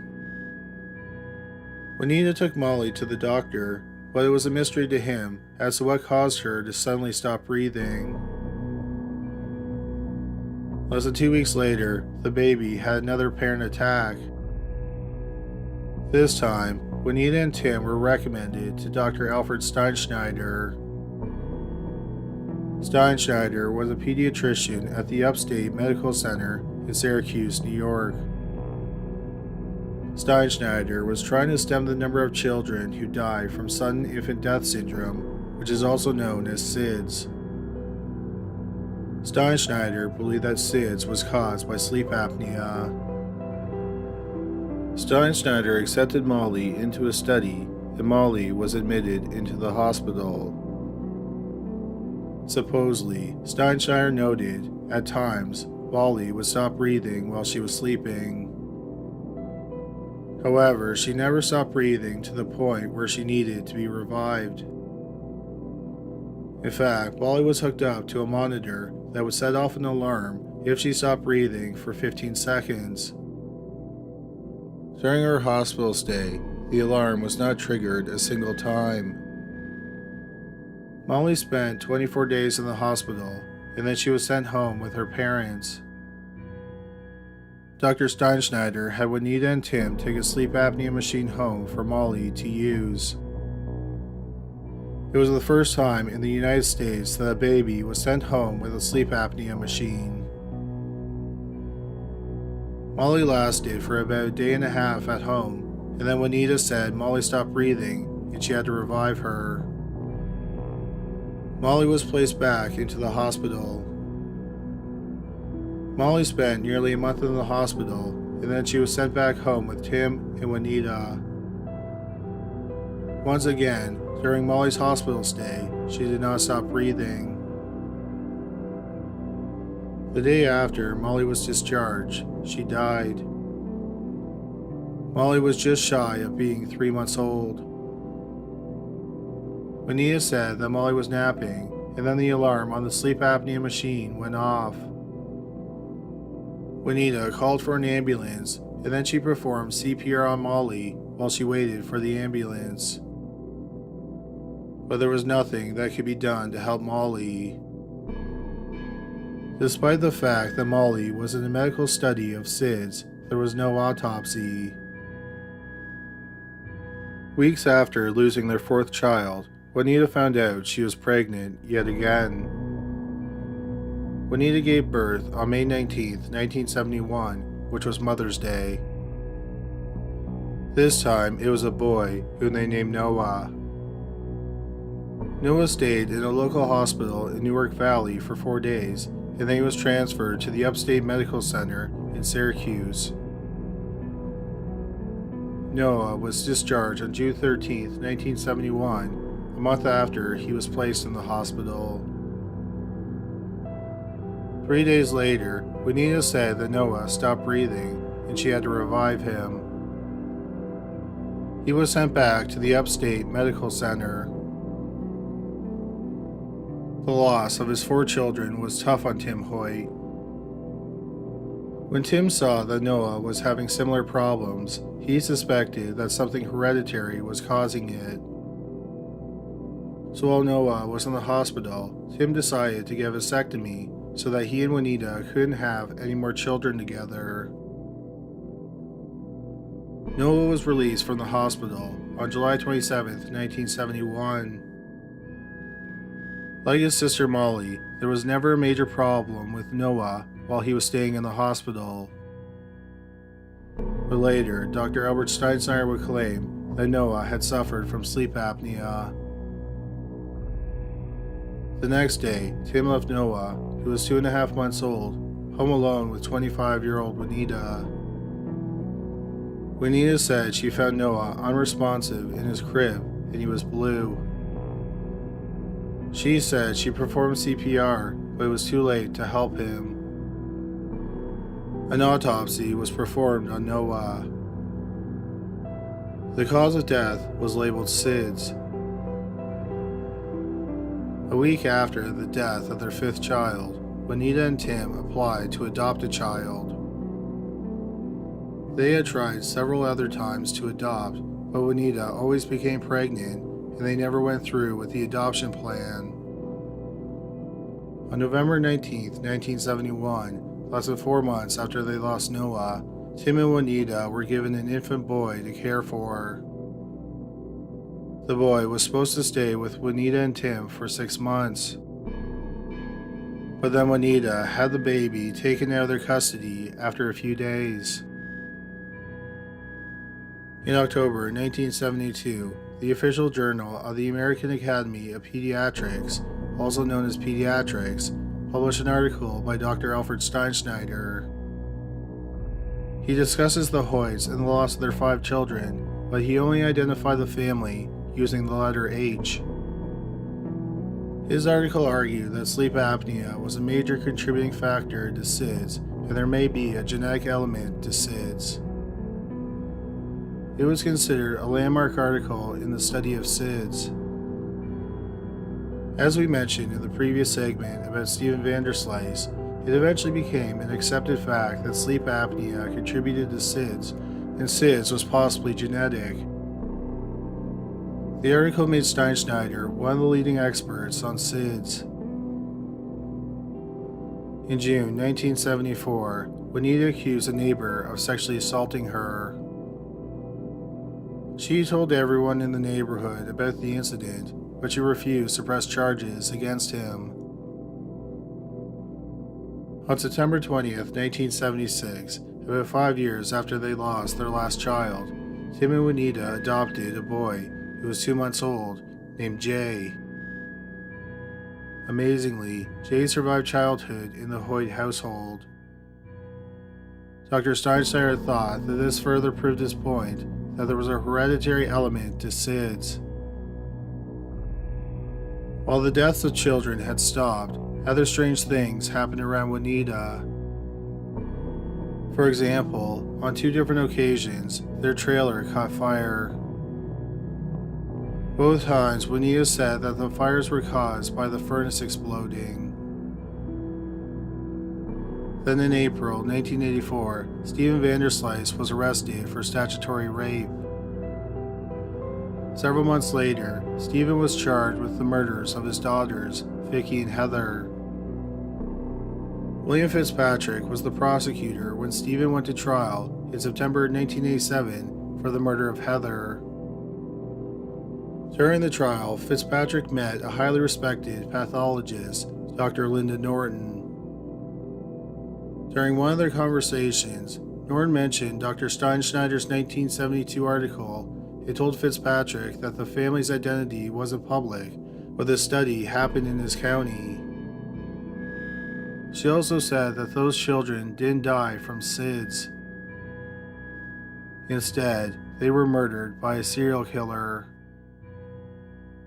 Fitzpatrick noted what she said, but at the time, he was focused on prosecuting Steven Vander. In November 1990, over 6 years after Steven Vander's trial, William Fitzpatrick was elected District Attorney of Onondaga County. One of the first cases he ordered to be investigated was the H family, where the focus of Dr. Alfred Stein Schneider's famous study into the connection between sleep apnea and SIDS. Fitzpatrick had never forgotten what Norton said about the deaths being the work of a serial killer instead of 5 natural deaths. Fitzpatrick knew he probably could have gone to Stein Schneider directly to find out the family's name. Instead, he decided to have an investigator figure out the identity of the family. In the article, Stein Schneider refers to the youngest family member as NH, and he cites an autopsy number. Using that information, the investigator learned that the boy's name was Noah Hoyt. From there, he learned the identity of the rest of the family. Fitzpatrick was surprised to learn that Noah and Molly had stayed in a hospital in Syracuse, but they and their siblings had died at home in Newark Valley, which was in a different county. So Fitzpatrick passed the information off to the district attorney in that county, Robert Simpson. Simpson launched an investigation. But after 15 months, there was no progress, and William Fitzpatrick was frustrated. He wanted to take the case back and prosecute it himself. Fitzpatrick argued that the parents had taken the babies from a hospital in his county with the intent to harm them. Simpson did not want to lose the case, so he assigned senior investigator with the state police, Bob Courtwright, to the case. Courtwright collected as much information as he could. Then he had pathologist Dr. Michael Baden look at the medical records. Baden thought that there was something suspicious about the deaths. He concluded that all 5 children were murdered. Another pathologist reviewed the files, and he agreed with Dr. Baden. The children had been murdered. A sleep apnea expert looked at the records and found no evidence that the Hoy children suffered from sleep apnea. The 2 pathologists believed that the killer was the mother of the children, Wanita. They thought she was a textbook case of Munchausen by Proxy Syndrome. They did not think that Tim knew his wife had killed their children. Part of the Munchausen by Proxy Syndrome pattern is that the person with the condition often has an incredibly loyal partner. In most cases, they are blind to what their partner might have done. On March 23, 1994, 21 and a half years after Noah died, Wanita Hoy was brought in for questioning.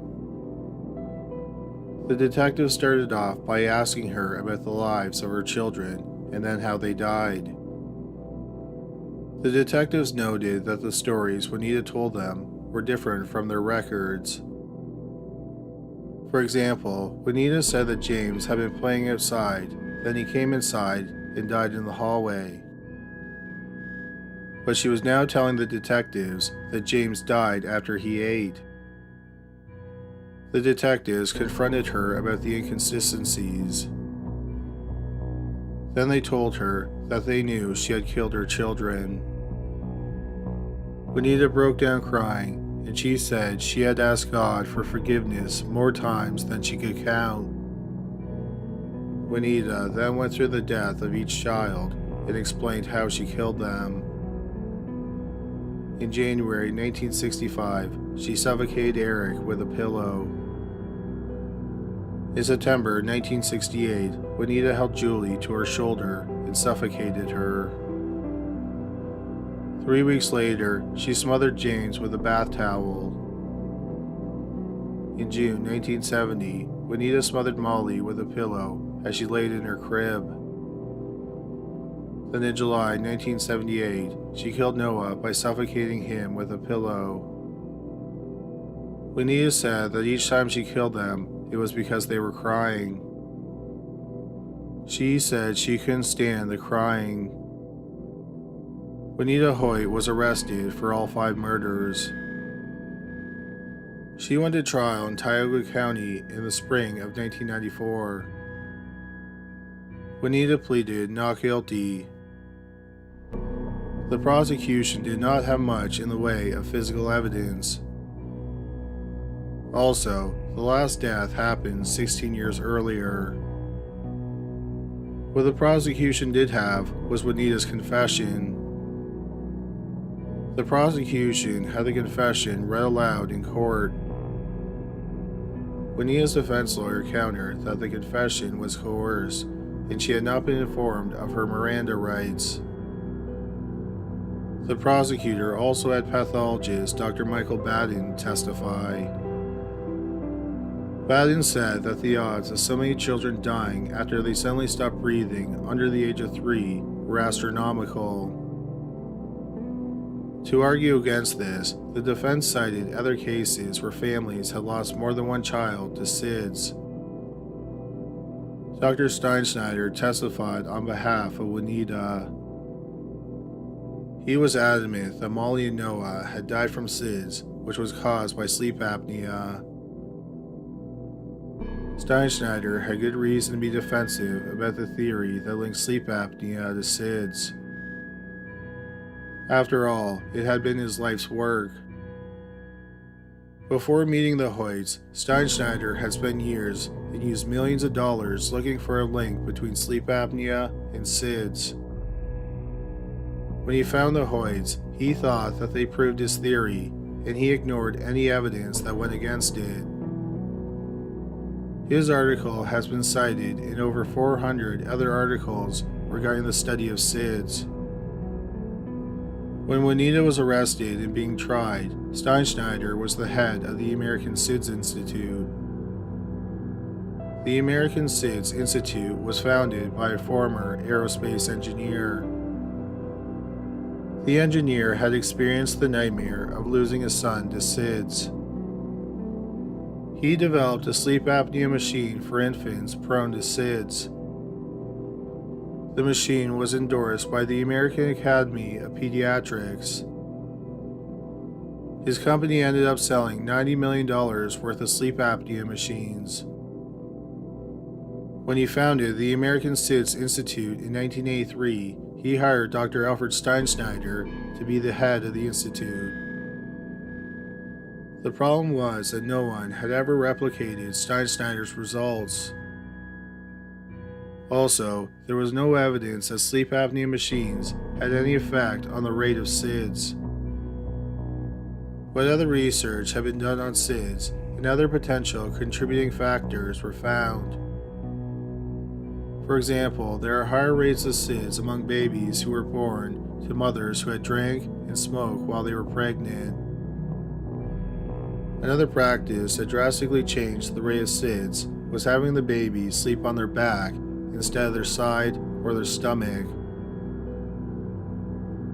Since Stein Schneider published his article, another theory has rose to prominence that would explain what happened to the Hoy children. That was that caregivers were hurting children under their care in a bid to get attention for themselves. Munchausen by Proxy Syndrome was first used to describe a form of child abuse in 1977, 5 years after Stein Schneider's article was published in Pediatrics.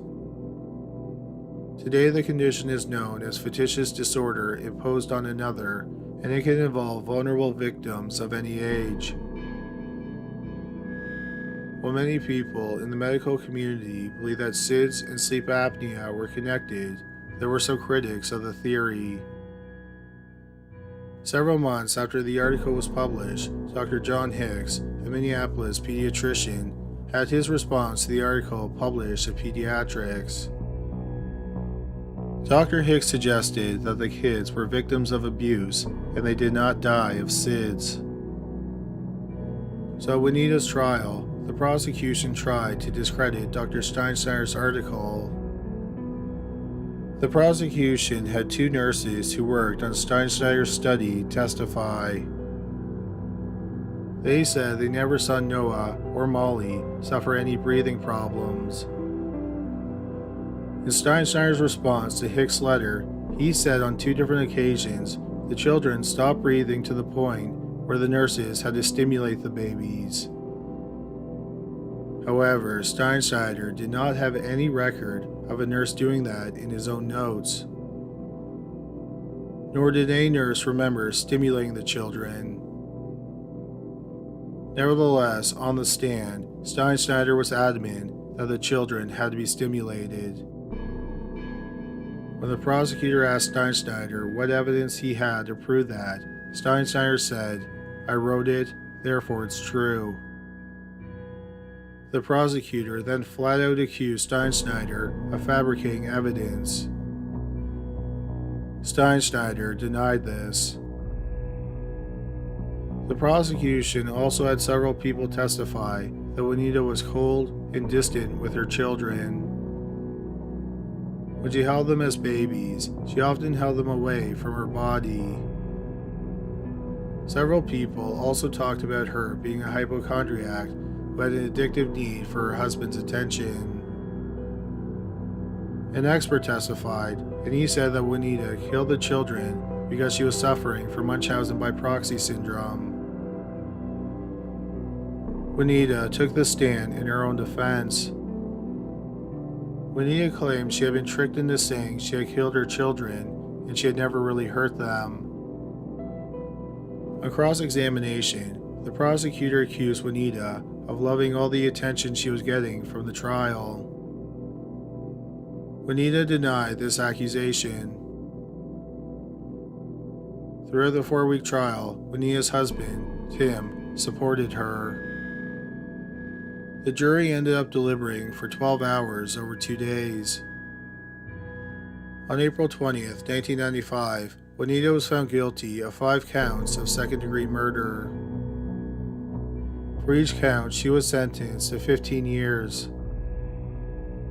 She was ordered to serve each sentence back-to-back, effectively giving her a 75-year sentence.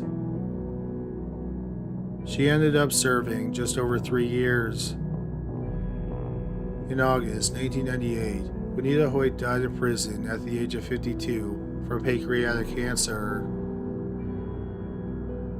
After the trial, Dr. Albert Stein Schneider was heavily criticized and his article was discredited. To many people, it was clear that he cared more about the theory than he did about his patients. People also wonder how many killers got away with murder because the pathologist thought that the child had died from SIDS caused by sleep apnea.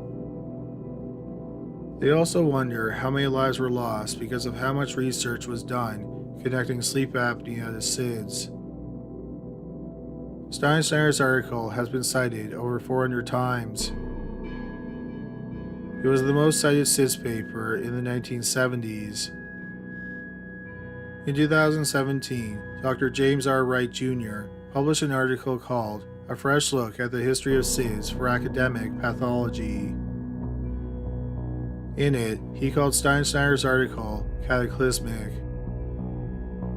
Another problem was that Stein Schneider was the head of the American SIDS Institute. It was the most dominant SIDS research institute in the United States. Stein Schneider essentially torpedoed other studies looking for other causes of SIDS besides sleep apnea. After Wanita Hoy was convicted, Stein Schneider did not admit any wrongdoing and he never apologized. He also never publicly wavered in his opinion that sleep apnea was the leading cause of SIDS. After the trial, Stein Schneider continued to work as the head of the American SIDS Institute. He retired in 1998, but he continued to publish papers on SIDS until 2008. Dr. Albert Stein Schneider died in 2018 at the age of 88. Number 1. Genie Jones.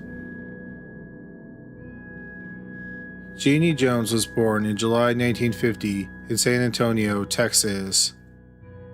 She was promptly put up for adoption by her birth parents. When she was an infant, she was adopted by Dick and Gladys Jones. Genie was one of 4 adopted children that the couple had. Dick owned a notorious nightclub in town that was a suspected gambling hotspot. The family lived in a big house on a large plot of land in San Antonio. In 1963, Dick sold his nightclub and he started a billboard company. He ran the company out of a workshop on his property. In November 1966, the youngest of the Jones children, 14-year-old Travis, was in the workshop.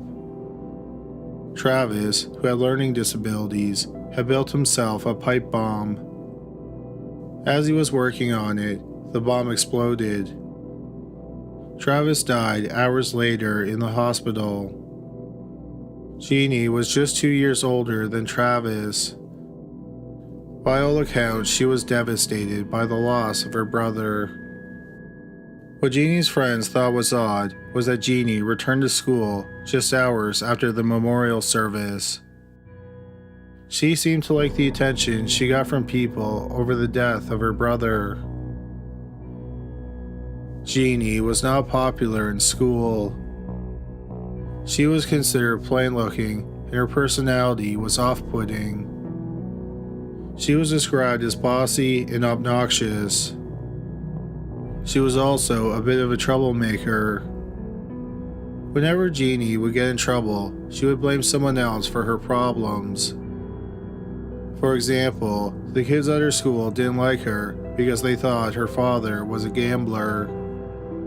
Or she claimed she acted out because her family life was hard because she was considered the black sheep of her family. Genie was also a notorious liar. She would apparently say anything to get attention. Genie was close to her father. He died from cancer in January 1968 when Genie was 17. Genie got married to her high school sweetheart 2 weeks after she graduated high school. In January 1972, Genie gave birth to a son. They named him Richard in honor of Genie's late father. The couple's marriage did not last. They got divorced about 18 months later. Months later, Genie's eldest brother died of cancer. After losing her brother and father to cancer, Genie became terrified of cancer. Any ailment she had, she thought it was a sign of cancer. In 1975, Genie got pregnant again. She told most people that the father was her ex-husband, but the father was really a beauty supply salesman who was gay. Genie and the salesman had been friends. Then Genie manipulated him into having sex with her. In June 1976, Genie enrolled in nursing school. In May 1977, she graduated, and then a month after that, she gave birth to a daughter. In October 1978, Genie got a job in the pediatric intensive care unit at the Bexar County Hospital in San Antonio. The unit was for children up to the age of 16. This did not include newborns. They had their own neonatal ICU. The pediatric ICU was for children who had lived at least some of their life outside the hospital. Genie was far from a perfect nurse. In her first year on the job, she was written up 8 times. One time, she had been observing a young female patient for 2 straight shifts. She was ordered to go home after the second shift. She refused to leave the child's bedside, and security guards had to force her out. But then she returned to the hospital hours later, smelling of alcohol, and she was swaying. Genie went directly to the young girl's room, and she started to use the medical equipment that was in the patient's room. Genie was once again forced to leave the hospital. The problem was that there was a shortage of nurses in Texas. So Genie held on to her job despite her odd behavior. Genie also seemed to notice symptoms in a patient that no one else saw. Often, the doctors and residents thought that she was making up the ailments. Genie herself was a hypochondriac. In 2.5 years, she visited the emergency room 30 times. In early 1981, Genie started to demand being assigned to the sickest patients. Many nurses did not want to be assigned to the sickest children because there was a higher risk that the patient might die. When Genie was assigned to a patient she didn't like, she had become difficult. Her supervisors just thought it was easier to let her do what she wanted. This gave Genie free rein to do what she wanted in the pediatric ICU. In a hospital, when a patient is in a dire condition, a code is initiated. When the patient codes, doctors and nurses rush into the room and try to save the patient's life. Genie admitted she found it exciting when patients coded. She said it would get her keyed up. On May 21st, 1981, a patient in Genie's care, Chris Hageda, suddenly died. No one considered the death to be shocking. Chris was 16 months old and he had been born with a heart defect. He had been admitted into the hospital 6 months earlier. During his hospital stay, he developed hepatitis. After Chris's death, other children in the ICU developed mysterious ailments. For example, the blood of some babies would not clot. Other children would just stop breathing or go into cardiac arrest. There was also a significant increase in the amount of deaths in the pediatric ICU. On July 3, 1981, 8-month-old Richard Nelson went into cardiac arrest and died. On August 11, 1981, Terry Lynn Garcia, who was about 2 months old, died after going into cardiac arrest. It was the 5th time she had gone into cardiac arrest. Days later, Patricia Sambrino, 3 months old, died after going into cardiac arrest for the 3rd time. Just over a month later, on September 16, 1981, 2-year-old Rosemary Vega died while she was recovering from heart surgery. Just over a week later, on September 24th, 3-month-old Paul Villarreal died. What was odd about Paul's death was that he just had elective surgery on his skull. His health only took a turn for the worse after he was placed in the ICU to recover. Not long afterward, 4-month-old Placida Barra was placed in the ICU because she had suffered heart failure. The first day that she was in the ICU, someone noticed that 100% oxygen was being fed to her through a respirator, which is dangerous. 5 days later, Placida went into cardiac arrest and she died. One night in the pediatric ICU, 2 babies coded at the same time. Nurses and doctors worked on one of the babies and they were able to stabilize the baby. Then they went to help the second child, but unfortunately, that baby passed away. Then they had to go back and help the first baby because the baby had gone into cardiac arrest again. They were not able to revive the baby, and the child was pronounced dead shortly afterward. The identities of the 2 children have not been made public. One thing that several nurses in the pediatric ICU noticed was that most of the patients had problems or died when Genie Jones was on duty.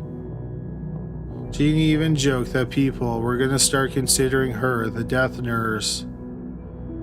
Some of the nurses thought that something much more sinister was going on.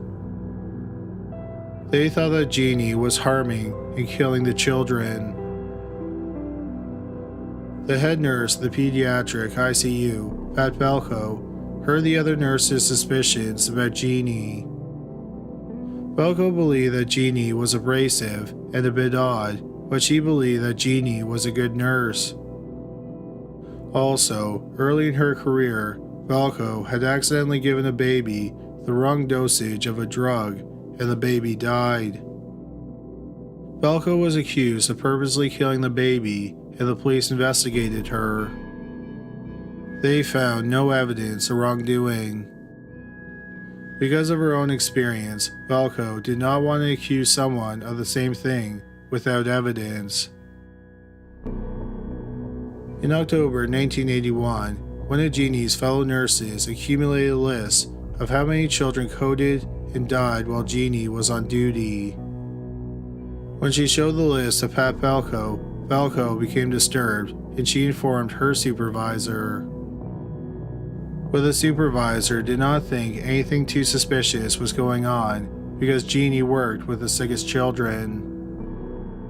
Therefore, her death rate would be higher than the average nurse. A doctor who worked in the ICU also went to his supervisor with his suspicions of Genie.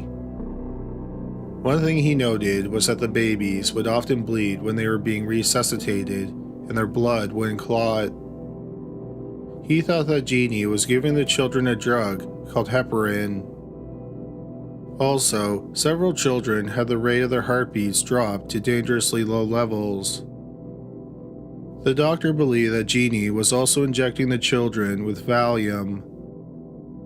The doctor told his supervisor that he wanted to continue to investigate because while he had his suspicions, he could not prove anything.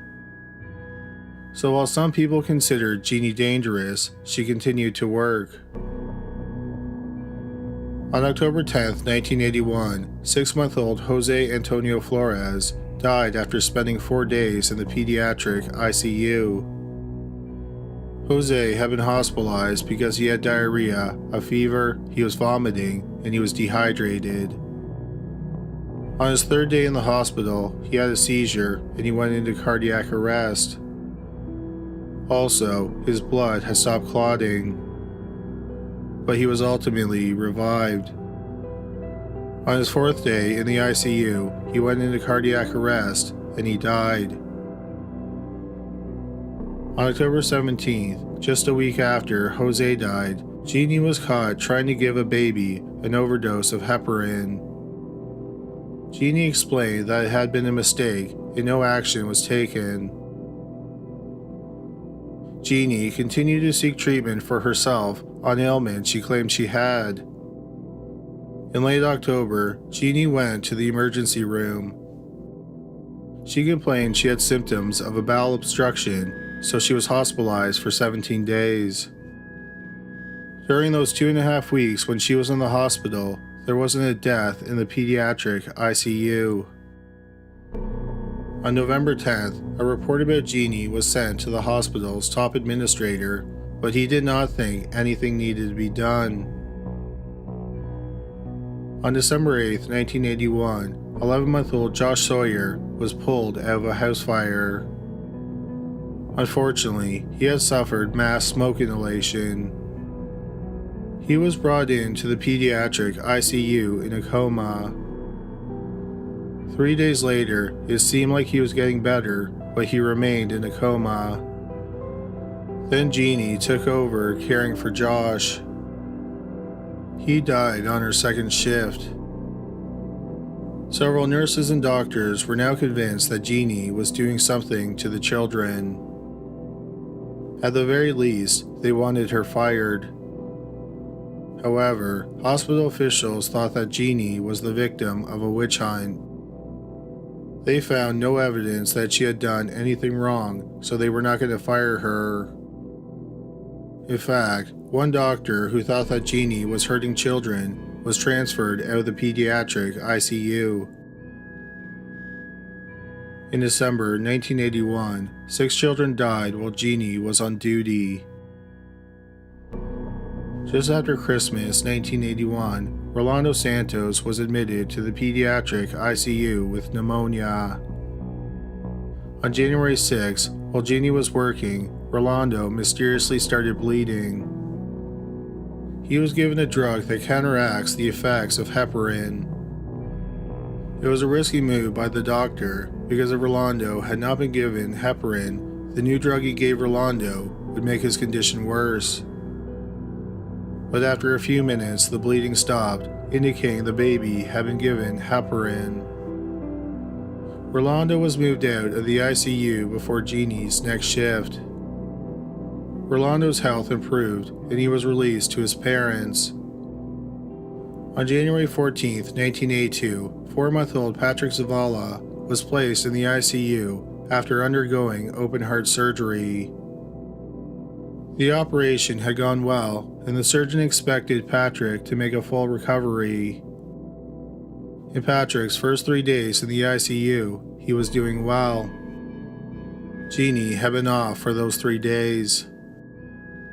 Then on January 17th, Genie returned to work. On Genie's first shift, she claimed she found Patrick unresponsive and she got a doctor. The doctor tried to stimulate Patrick and then he went into cardiac arrest. Patrick was pronounced dead minutes later. After the death, a surgeon who watched Patrick's operation complained to a hospital official.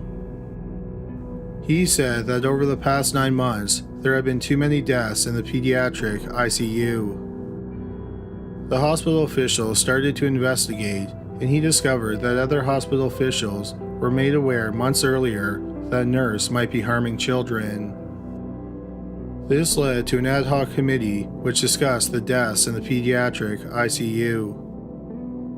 While they were meeting, a baby in the pediatric ICU went into cardiac arrest after Genie left his room.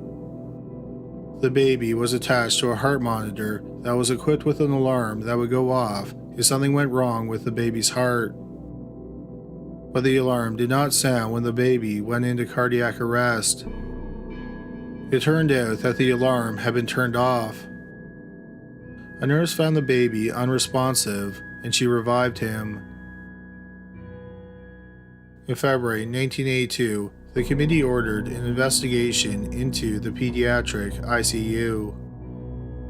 Genie heard about the investigation and she apparently welcomed it for the benefit of the children. Genie was a licensed vocational nurse, also known as an LVN. In the ranking of nurses, an LVN is lower than a registered nurse, which is also known as an RN. The result of the investigation was that all the LVNs in the pediatric ICU would be replaced with RNs. Genie was told she could apply to work in a different department, but she chose to resign effective March 17, 1982. Amazingly, even though several people had accused Genie of murdering children, no note of the accusations was made in her file. Kathy Holland was a resident at the Bexar County Hospital, and she planned on opening a pediatric clinic in Kerrville, Texas, once she was done her residency.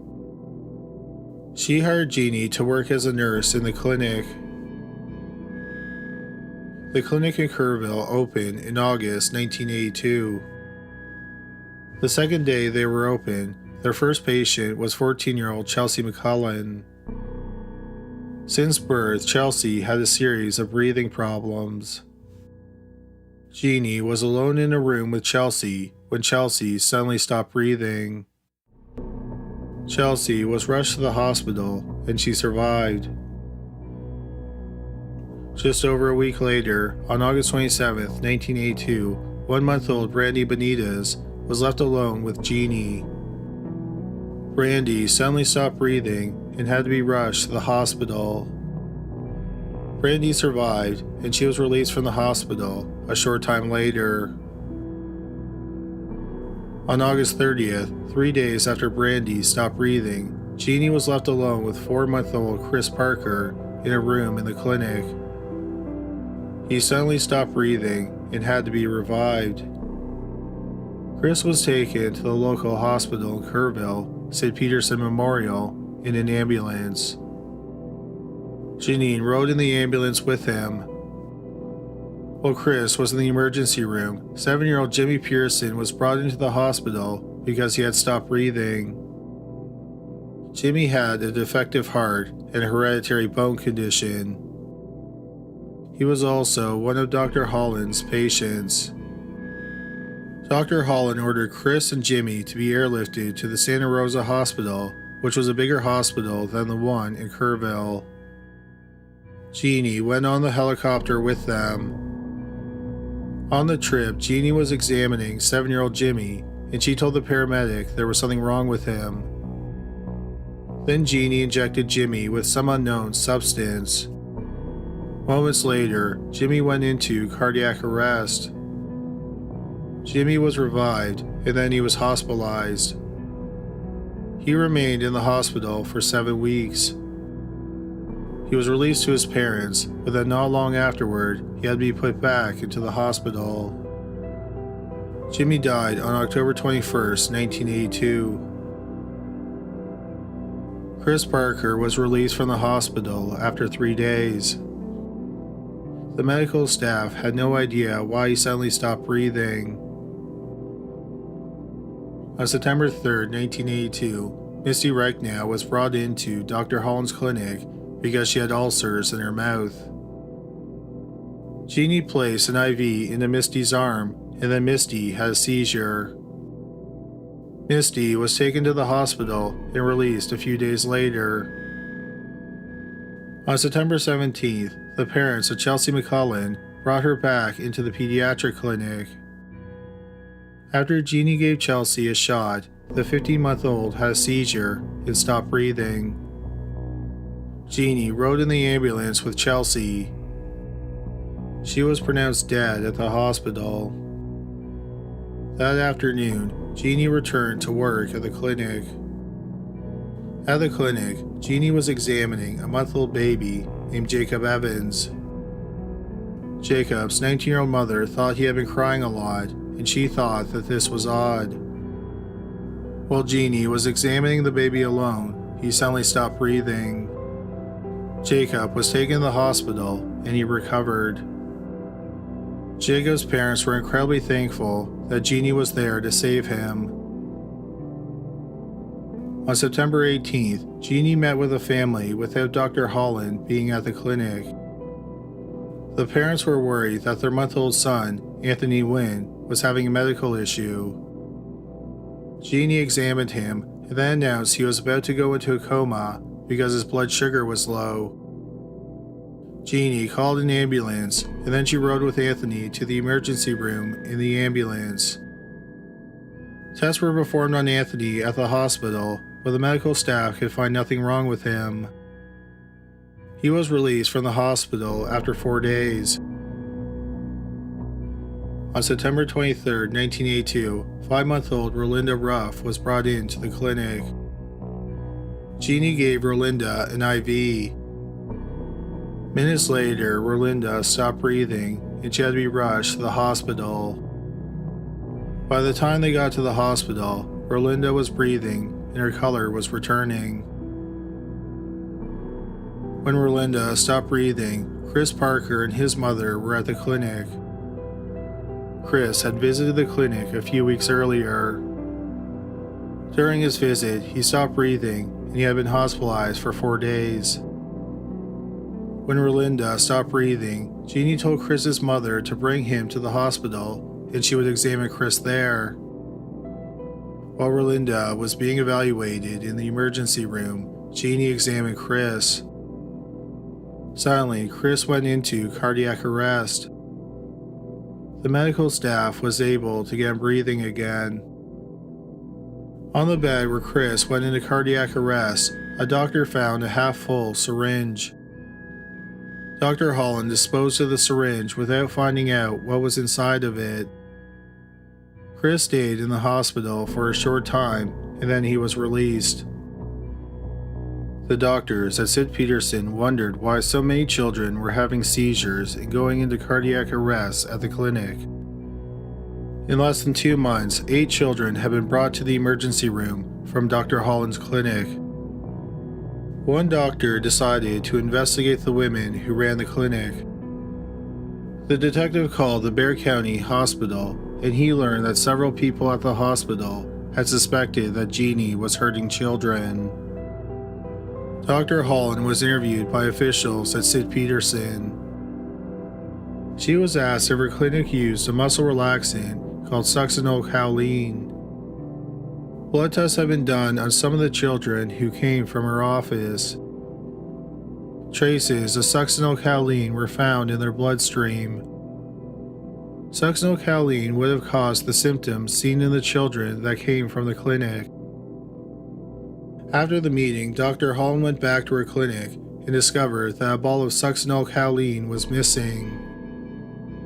Only she and Genie had access to the room where the drugs were held. The missing bottle of succinylcholine was later found in a refrigerator in the clinic, and it was apparent that someone had stuck a needle through the rubber top multiple times. It also appeared that no liquid was missing from the bottle.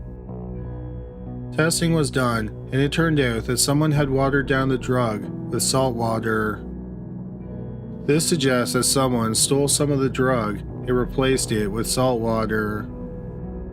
Dr. Holland then searched her records and found out that a third bottle of succinylcholine had been ordered without her knowledge, and it was nowhere to be found. On September 27, 1982, Genie tried to overdose on pills. After she took the pills, she called Dr. Holland. Dr. Holland convinced her to check into a hospital. Soon afterward, Genie quit her job at the clinic and moved to San Angelo, Texas. Meanwhile, a criminal investigation was unfolding. Before Genie left town, she took a polygraph exam where she was asked questions about harming the children. The examiner determined she was not telling the truth. At first, the police and the district attorney were not sure if Kathy Holland was involved in the deaths and near deaths of the children. Dr. Holland's lawyer got in touch with the district attorney, and Dr. Holland agreed to work with them.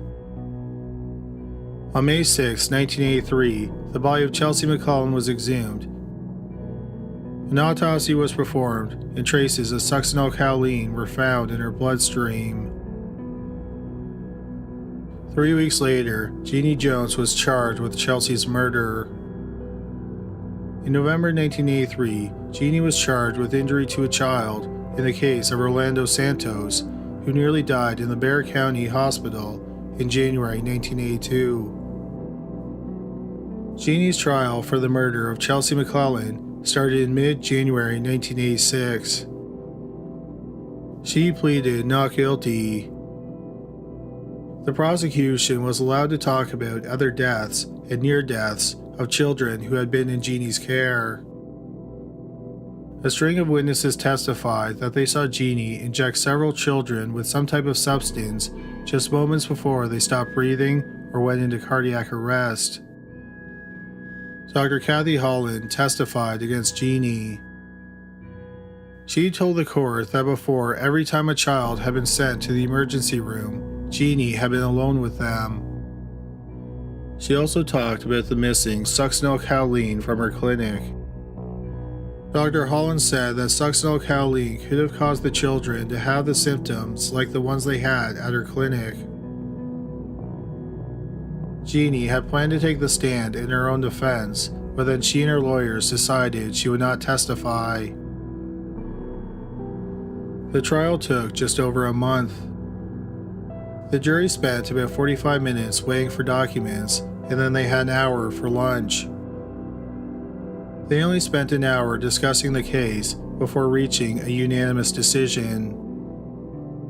They found Genie Jones guilty of murder.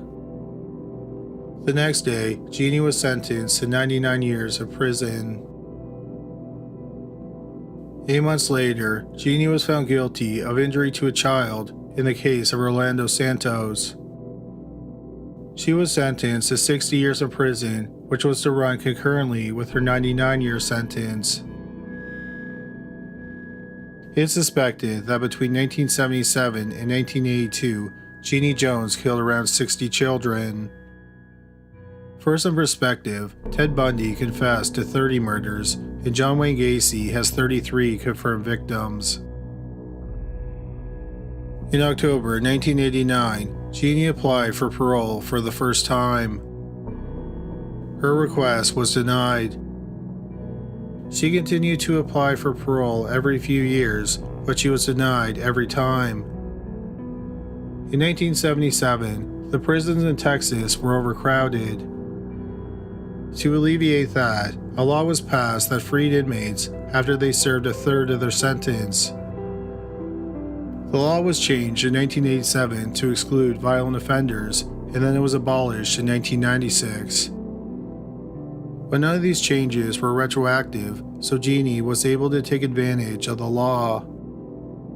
She was set to be released in March 2018 at the age of 67. Obviously, many people were upset by this prospect.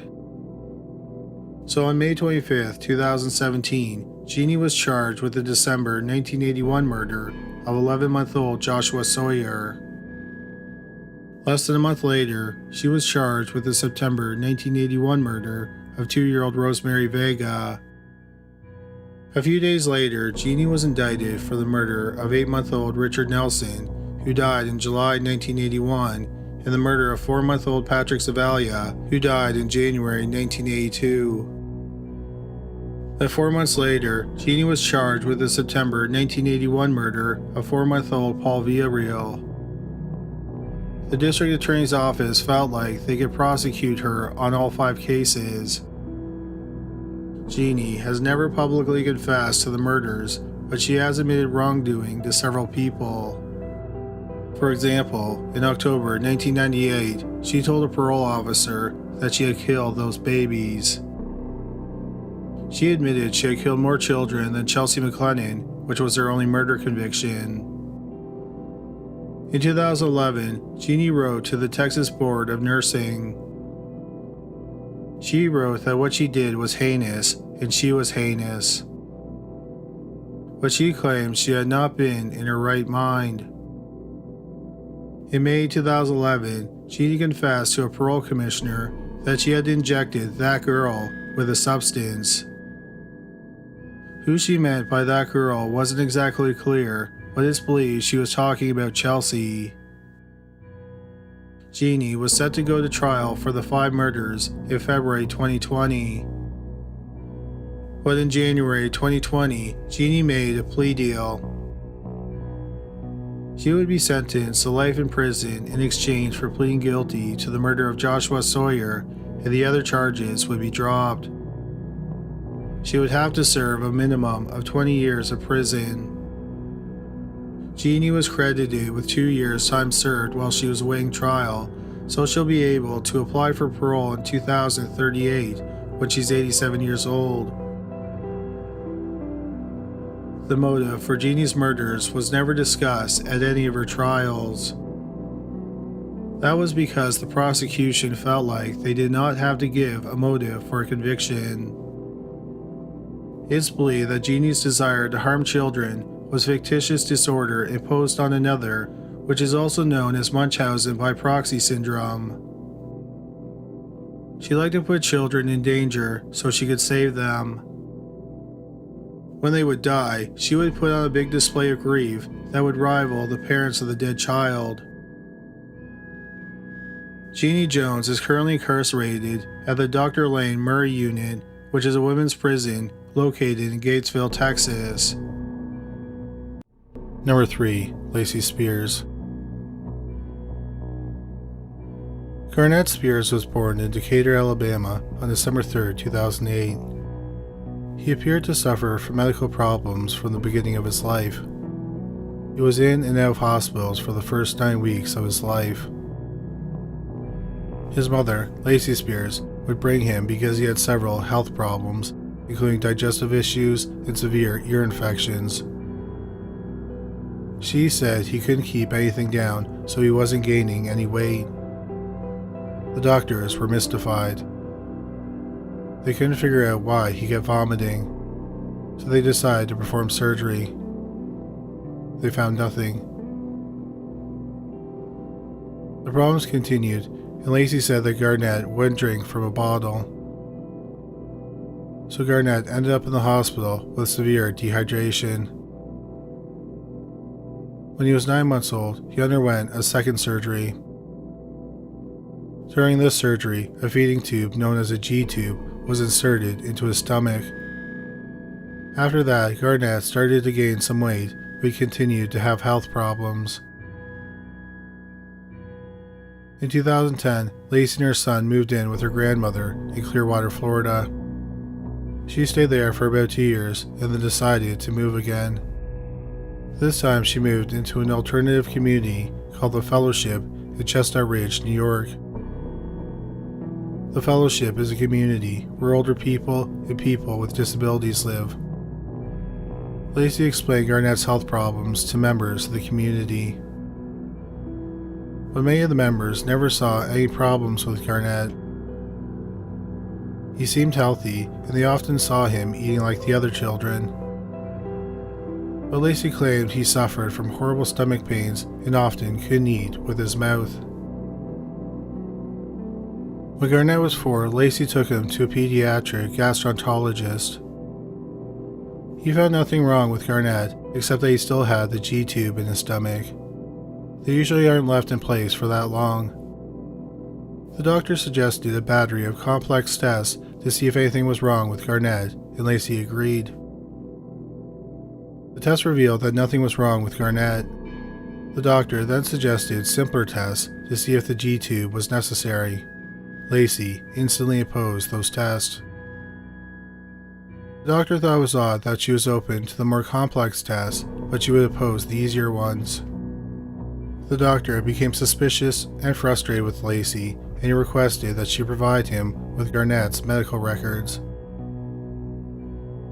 Lacy never provided the medical records, and she stopped taking Garnett to the doctor. Lacy talked online about her son's illnesses and her quest to help him. She even started a blog about Garnett's health and her difficulties. When people asked about Garnett's father, Lacy told them it was a sheriff's deputy named Blake Robinson. She said that Robinson had died in a car accident. But Robinson was alive and well. He had met Lacy 2 or 3 times and they never had sex. Garnett's father was a man named Chris Hill. Hill and Lacy had been neighbors and they occasionally had sex. Hill thought that the baby was his, but Lacy was adamant that it wasn't. She told him to stay out of her life. As a result, he never met his son. In January 2014, 5-year-old Garnett's health took a turn for the worse. He had a fever, stomachache, and a headache. Lacy took him to a pediatrician who couldn't figure out what was wrong. Garnett's health continued to worsen. Several days after being taken to the pediatrician, he was admitted to the Nyack Hospital in Nyack, New York, because he was having seizure-like symptoms. Garnett was linked up to machines to monitor seizures, and there were cameras in the room. At first, Garnett's health improved. Lacy looked like a dutiful mother as she sat bedside. But then suddenly, there was a problem. A normal sodium level is 138. Over a few hours, Garnett's sodium levels suddenly shot up to 182. The doctors were shocked because this wasn't metabolically possible. Garnett was airlifted to Westchester Medical Center in Suffern, New York. Using IVs, the doctors brought Garnett's sodium level down. But tragically, too much damage had been done. The sodium had caused his brain to swell. Garnett remained in a coma and then died on January 23, 2014. He was less than 2 months past his 5th birthday. During his short life, Garnett had been hospitalized 23 times. While Garnett was in the coma, the doctors knew what happened to him wasn't naturally possible, so they wanted a police investigation. Several detectives went to Lacy's home while he was in the coma. They found an IV bag on a pole that had a strange substance in the bag. The police asked Lacy about it, and she said she was breastfeeding, so they assumed it was breast milk in the bag. In the garbage, they found another IV bag. But the police ended up collecting either bag as evidence. On the kitchen table, they found 5 medical bottles. Behind the bottles was a can of salt. They collected the salt, some syringes, and other holistic medication. It turned out that Lacy had called a member of the fellowship and asked her to hide an IV bag. So she hid it in a closet. She told the elders, and then they turned over the IV bag. The police decided to go back to Lacy's apartment and collect the other IV bags. They sent the bag that was hidden in the closet and the one that was in the garbage for testing. There was the equivalent of 69 small salt packs in each bag. 10 weeks after Garnett's death, it was labeled a homicide. The police only had one suspect, Lacy Spears. 3 months after it was determined to be a homicide, Lacy was arrested and charged with second-degree murder and first-degree criminal manslaughter. 27-year-old Lacy Spears went to trial in February 2015. The defense argued that the hospital made a mistake, which led to Garnett's death. The prosecution argued that Lacy liked the attention she got from Garnett's illnesses, so she continued to make him sick. They said that she injected his feeding tube with a syringe and then poisoned him with salt. They used the video recording from the hospital bed as evidence. 17 times Lacy took Garnett to the washroom, which is off camera. On the day Garnett fell irreversibly ill, Lacy took Garnett to the washroom twice. After the 2 visits to the washroom, Garnett needed medical attention. In the morning, after the first trip, nurses helped him because he was feeling some discomfort. Then in the afternoon, about half an hour after going to the washroom, he started thrashing and gagging. The defense argued that the video proves that Lacy was innocent. It does not show her doing any harm to her son. Plus, each time she took Garnett to the washroom, she left the door open. Why would she poison her son with the door open? Any of the hospital staff could have walked in and saw her. The prosecution said that the video does have evidence that Lacy caused Garnett's death. They said that when you slow the video down, it looks like Lacy has a feeding tube and another substance in her hand.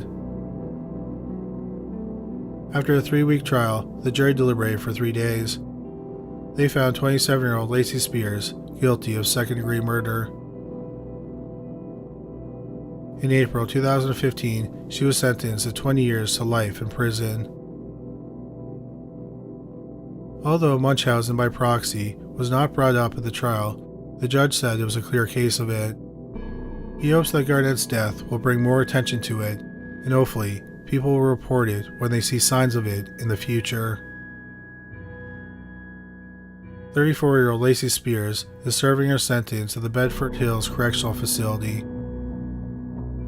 She'll be able to apply for parole in June 2034 when she's 46 years old. Lacy maintains that she is innocent. Number 2. Lori Reich.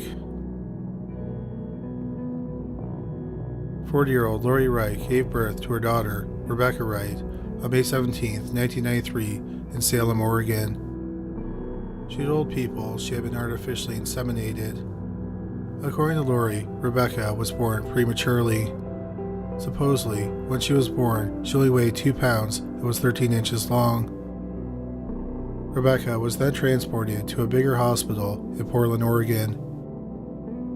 Once there, she supposedly developed a grade 3 bleed on her brain. This apparently resulted in Rebecca getting cerebral palsy. On the 4th day of Rebecca's life, Lori said that Rebecca had open heart surgery to fix a hole in her heart. Lori said that the medical staff didn't expect her to survive, but she pulled through. However, Rebecca had lifelong problems. Cerebral palsy made it difficult to walk, so she used a walker. At times, she would wear leg braces. Other times, she would wear hearing aids. But she didn't consistently wear the braces or the hearing aids, which some people thought was odd. Throughout her life, Rebecca was on 2 drugs. One was Concerta, a central nervous system stimulant. It's commonly prescribed to treat attention deficit hyperactivity disorder. She was also on a powerful antipsychotic called Risperdal. It's often used to treat schizophrenia in adults and aggression in people with autism. In 2007, 14-year-old Rebecca was taken out of school twice for operations. One was an eye surgery, and another was a bone straightening surgery. But when she returned to school, even though she had undergone major surgery, she didn't have any bandages. For the supposed bone straightening operation, she only had an over-the-counter splint. Lori wasn't without her own problems. After moving to Salem, she became estranged from her sister, so she didn't talk to anyone in her family. She and Rebecca lived in state-subsidized housing in Vancouver, Washington. Lori was constantly in need of money. She claimed she couldn't work because she had to be her daughter's full-time caretaker. Lori also claimed that she suffered from a laundry list of health problems herself. According to the Wilmette Weekly, she told her friend she had back pain, colitis, Crohn's disease, arthritis, fibromyalgia, hemorrhoids, yeast infections, yeast-infected hemorrhoids, depression, and post-traumatic stress disorder. According to Lori, she had some traumatic things happen in her life. Before she lived in Oregon, she lived in New York City. She claimed that while she lived there, she was raped by a doctor. She said that the doctor later shot bullets into her doorway. She told people that she was engaged to a firefighter and he died in a fire. In January 1988, she was working as a legal secretary in New York City and she was living in Yonkers. There was a federal court order to build more low-income housing in the predominantly white neighborhoods in Yonkers. 800 people attended the meeting. The only person who spoke in favor of the affordable housing was Lori. She was relentlessly booed and jeered for her speech. After the meeting, Lori claimed she received death threats. The New York Times ended up doing a profile about Lori. She claimed that people would curse her out in public. Lori said that one time while she was shopping, a man pointed her out to his daughter and said, "You better not turn out like that." Months later, Lori said that someone drew swastikas outside of her apartment door. Although people in Yonkers didn't like what Lori had to say, many people were impressed with her. She was awarded an honorary Doctor of Humane Letters degree from the College of New Rochelle, and she gave a commencement speech. In the autumn of 1988, she began to go to law school. The FBI began investigating the death threats against Lori. They put a wiretap on her phone and a hidden camera in the hallway of her apartment building. It turned out that no one had called her when she said she got the death threats. Also, the camera recorded her drawing a swastika on the wall outside of her apartment. Lori was arrested in December 1988, and she was charged with making false claims to a federal agency. She was looking at a maximum of 5 years in prison and $2,500 in fines. In April 1989, she pleaded guilty to those charges.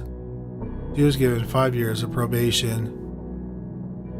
But that was cut short, and she was off probation in September 1992. In 1998, Lori started a not-for-profit group called Friends of Children's Society. She managed to get a lot of merchandise donated to her. For example, a large play structure was built for Rebecca. Lori and Rebecca got to go on lots of trips to places like Disney World, and they went on several cruises. But many people said that dealing with Lori was usually a problem. She seemed relentless when pandering for a donation. She would call repeatedly and was belligerent. Many people just gave her what she wanted so she would move on and they wouldn't have to deal with her anymore. In 2000, Lori was vice president of the PTA and she oversaw fundraising. During a review of the finances, it was discovered that $800 was missing. Lori was banned from doing fundraising. This led to a feud between her and the president of the PTA. Lori would leave threatening messages on her answering machine or tape notes on the front door of her house in the middle of the night. The messages and the notes were odd because they made it look like Lori was the victim. The president of the PTA managed to get a 2-year restraining order against Lori. Lori violated the restraining order nearly immediately, so the police threatened to arrest her. Lori just decided to pull Rebecca out of the school, but she didn't say it was because of the restraining order. She claimed that one of Rebecca's teachers had sexually abused her. Rebecca then started at a private school for children with dyslexia. In 2004, Lori met folk singer Peter Yarrow at a concert. Yarrow is best known for being part of the 1960s folk trio Peter, Paul, and Mary. He co-wrote their biggest song, Puff the Magic Dragon. Lori approached him and asked him for money. He refused, but he did offer to do an annual benefit concert to help pay for part of Rebecca's tuition. He played the show for the next 3 years. Over those 3 years, Yarrow grew close to Rebecca. While many people had problems with Lori, no one had any problems with Rebecca. She was a bright and friendly girl. She was also very smart and did well in her classes. Rebecca also fiercely loved her mother. When her mother would throw around wild accusations, Rebecca would confirm them. People didn't think that Rebecca was lying. Instead, they think that Lori convinced her that what she said was true. In spring 2004, Lori started having problems with the school. She didn't want to pay any more tuition, and she didn't want Rebecca to get homework. The school refused to give them any special treatment.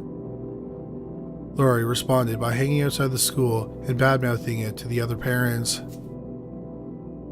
She also sent disturbing emails to the school staff saying that she was so depressed that she could barely take care of Rebecca, and Rebecca didn't deserve that. In September and October 2008, Rebecca called at least 3 people and asked them for money. She said that the state was withholding money for Rebecca and she was having car problems. She also said that Rebecca had a new ailment. Lori said that she was dangerously constipated. Lori said that the stool was backed all the way up to her appendix and had crystallized. As a result, she may need an appendectomy. However, there is no medical basis for this ailment. On October 8, 2008, Peter Yarrow was set to play his annual concert. At this point, the staff was so bothered by Lori's behavior that they didn't invite her to the thank you luncheon they put on for Yarrow. Lori found out after the concert that she wasn't invited, and she was furious. Yarrow tried to calm her down and told her that the day was about Rebecca, not her. Lori ordered Rebecca, who was clearly upset, to get into the car. Lori said she was going to go home and take a Valium. When she got home, she made several phone calls. She said that the school and Yarrow had betrayed her. She then called the school and left a message saying that she and Rebecca were going on a long vacation. A few days later, on October 11, 2004, an acquaintance of Lori's became concerned. It was unusual for Lori to call her 5 times a day to complain and talk about how difficult her life was. But she had not heard from Lori since October 8th, the day of the concert. The friend knocked at her door, but no one answered. She talked to a neighbor, and the neighbor had a key to the home. He let her inside Lori and Rebecca's home. In the master bedroom, she found the dead bodies of 54-year-old Lori Reich and 14-year-old Rebecca Reich. They were both dead on the bed. Lori was on her back, and Rebecca was on her side, curled toward her mother. The medical examiner determined that they had both died from a drug overdose. It's believed that Lori kept feeding her daughter pills until she overdosed, and then she overdosed herself. One question was, why did Lori choose then to kill herself and her daughter? Many people believe it was a very low point in her life and things weren't getting better. She was estranged from her family and she felt betrayed by her community. She may have also suspected that the school was going to call the authorities regarding her ability to parent Rebecca properly. Had Rebecca been taken away from her, she not only would have lost the person she loved most in life, but people may have realized that Rebecca wasn't as sick as Lori claimed she was.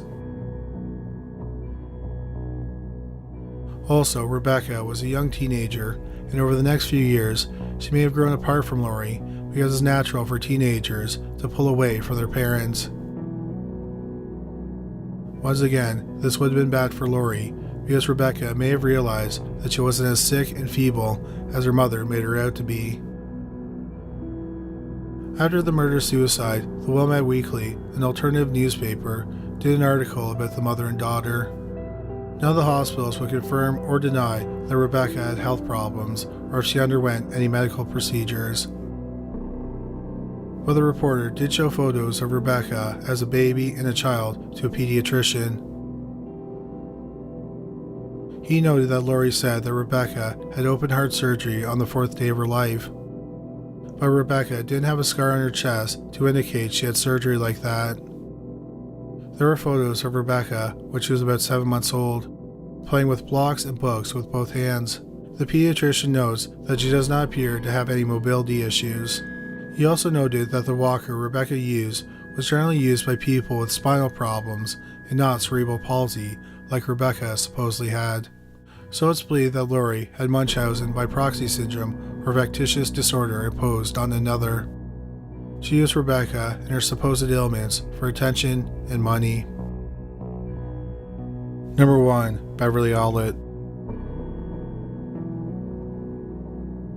Grantham and Steven Hospital is in Grantham, England. On February 21, 1991, the parents of 7-year-old Liam Taylor brought him to the hospital because he was very ill.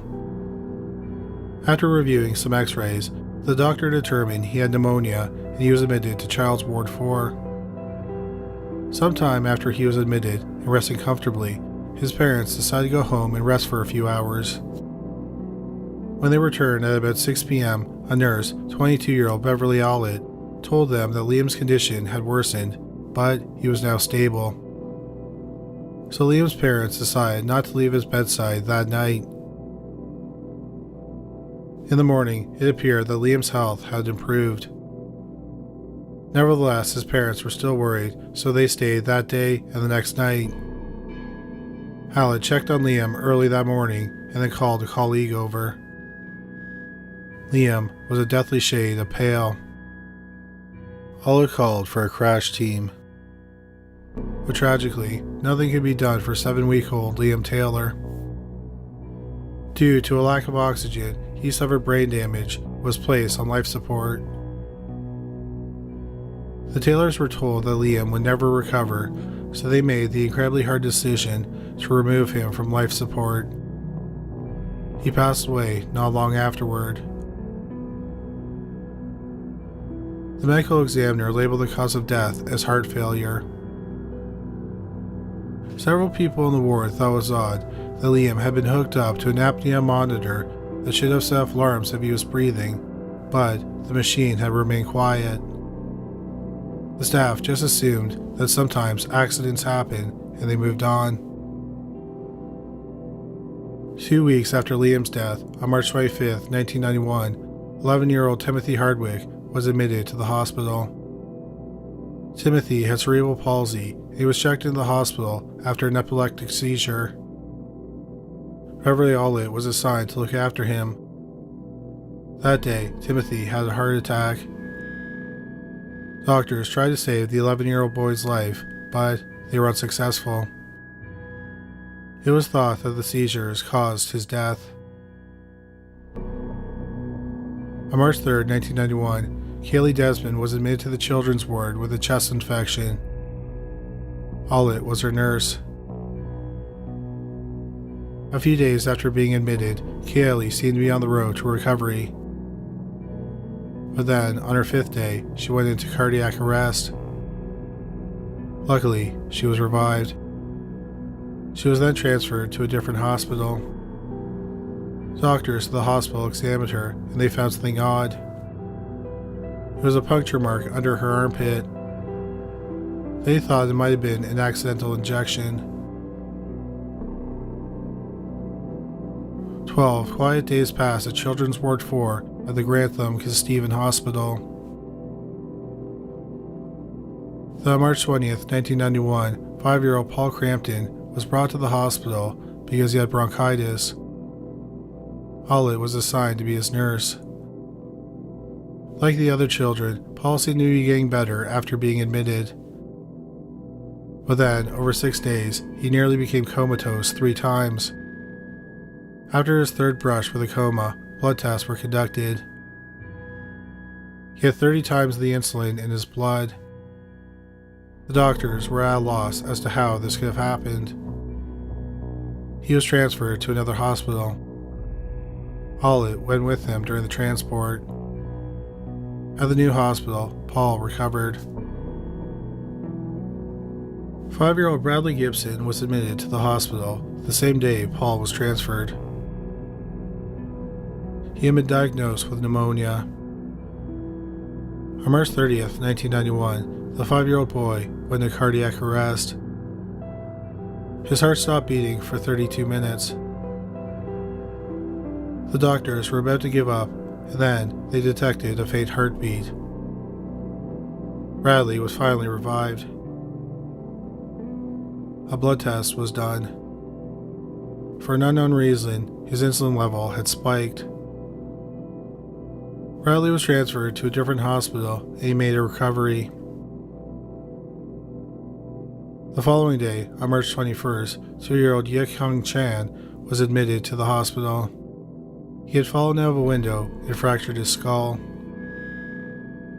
Under Allitt's supervision, his oxygen levels dropped to dangerous levels twice.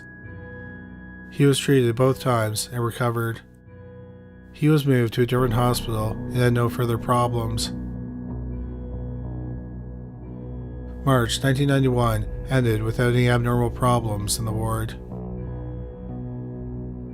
On April 2nd, 1991, 2-month-old Becky Phillips was admitted to the hospital because she had a stomach virus. Allitt noted that Becky was showing symptoms of hypoglycemia. According to the Mayo Clinic, hypoglycemia is a condition in which your blood sugar, glucose, level is lower than the standard range. The attending physician examined Becky and he didn't see anything wrong with her, so Becky was discharged. Early the next morning, Becky started screaming and her parents, Peter and Susan, knew something was terribly wrong. They called their GP, who came and checked on Becky.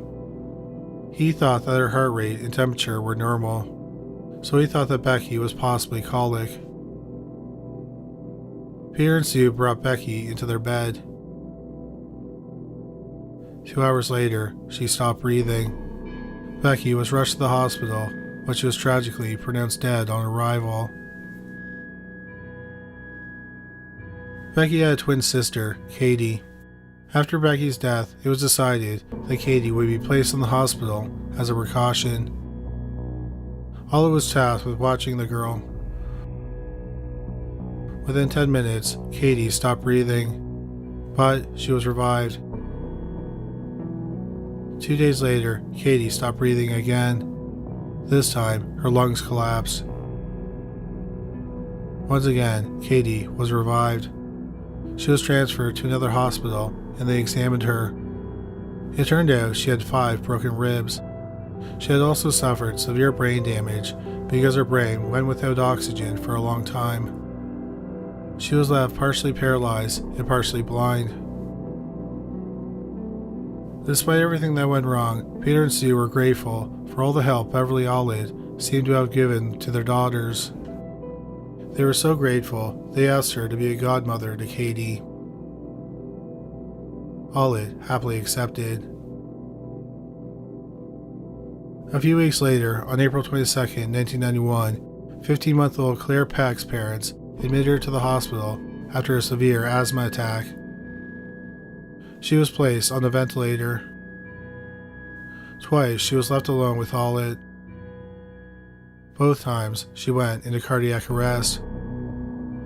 The second time, doctors were unable to revive her. Blood work was done and it was discovered she had double the amount of potassium in her system.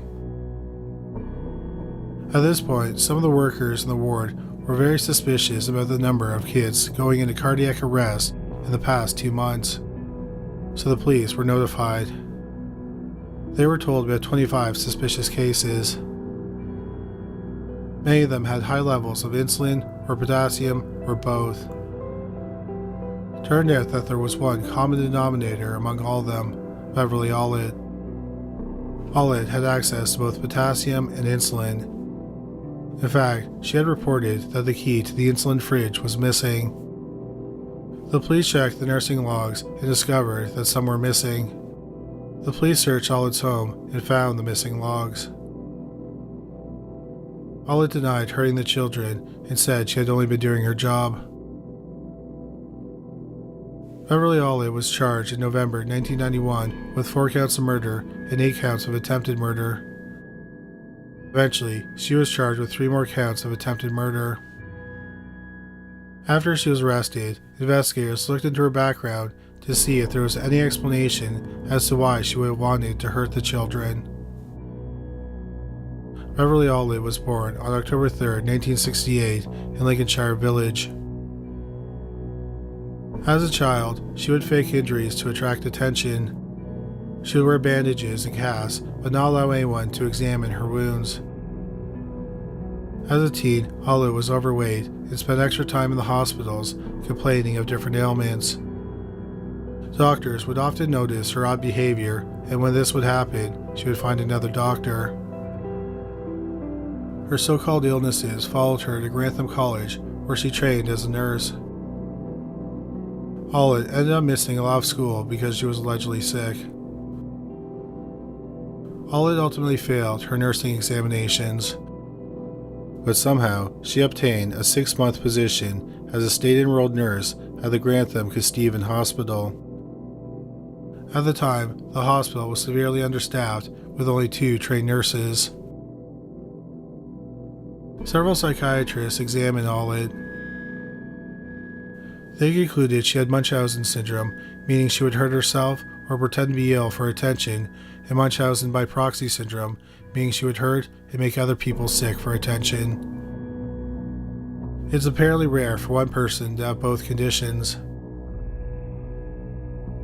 Beverly Allitt's trial began on February 15, 1993. It was delayed several times because Allitt was supposedly sick.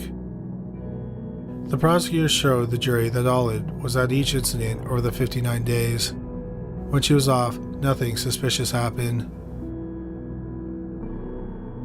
Professor Roy Meadow, a pediatrics expert, testified about Munchausen syndrome and Munchausen by proxy syndrome. Meadow noted how Allitt's unusual behavior both as a child and an adult showed she had symptoms of both. Even her trial was postponed because she claimed to be ill. Meadow concluded that Allitt would never be cured and she was dangerous to anyone she was in contact with. The trial lasted nearly 2 months, but Allitt was only there for 16 days. She missed the other trial days because she claimed she was ill. On March 28, 1993, Allitt was convicted of 4 counts of murder, 3 counts of attempted murder, and 6 counts of causing grievous bodily harm. She was given 13 life sentences. Allitt's 59-day crime spree had a terrible effect on the hospital where she worked, Grantham and Stephen. They were forced to close their maternity ward. The hospital is still open today, but it's called Grantham and District Hospital. Allitt first started serving her sentence in prison at HMP Holloway in London, England. But then, because of her Munchausen syndrome, she was transferred to Rampton Secure Hospital in Nottingham. Allitt is on the list of Home Office offenders who will never be eligible for parole. Allitt has tried to get her sentence reviewed, but that hasn't happened. Several of her victims, who are now adults, believe that she be transferred back to her prison where she should live out the rest of her life. But that has not happened either. At the time of this video, 53-year-old Beverly Allitt is still at the Rampton Secure Hospital. Thank you so much for watching today's video. Please don't forget to check out our new channel, Paranormally Listed. Well, that's all for today. Thanks again for watching.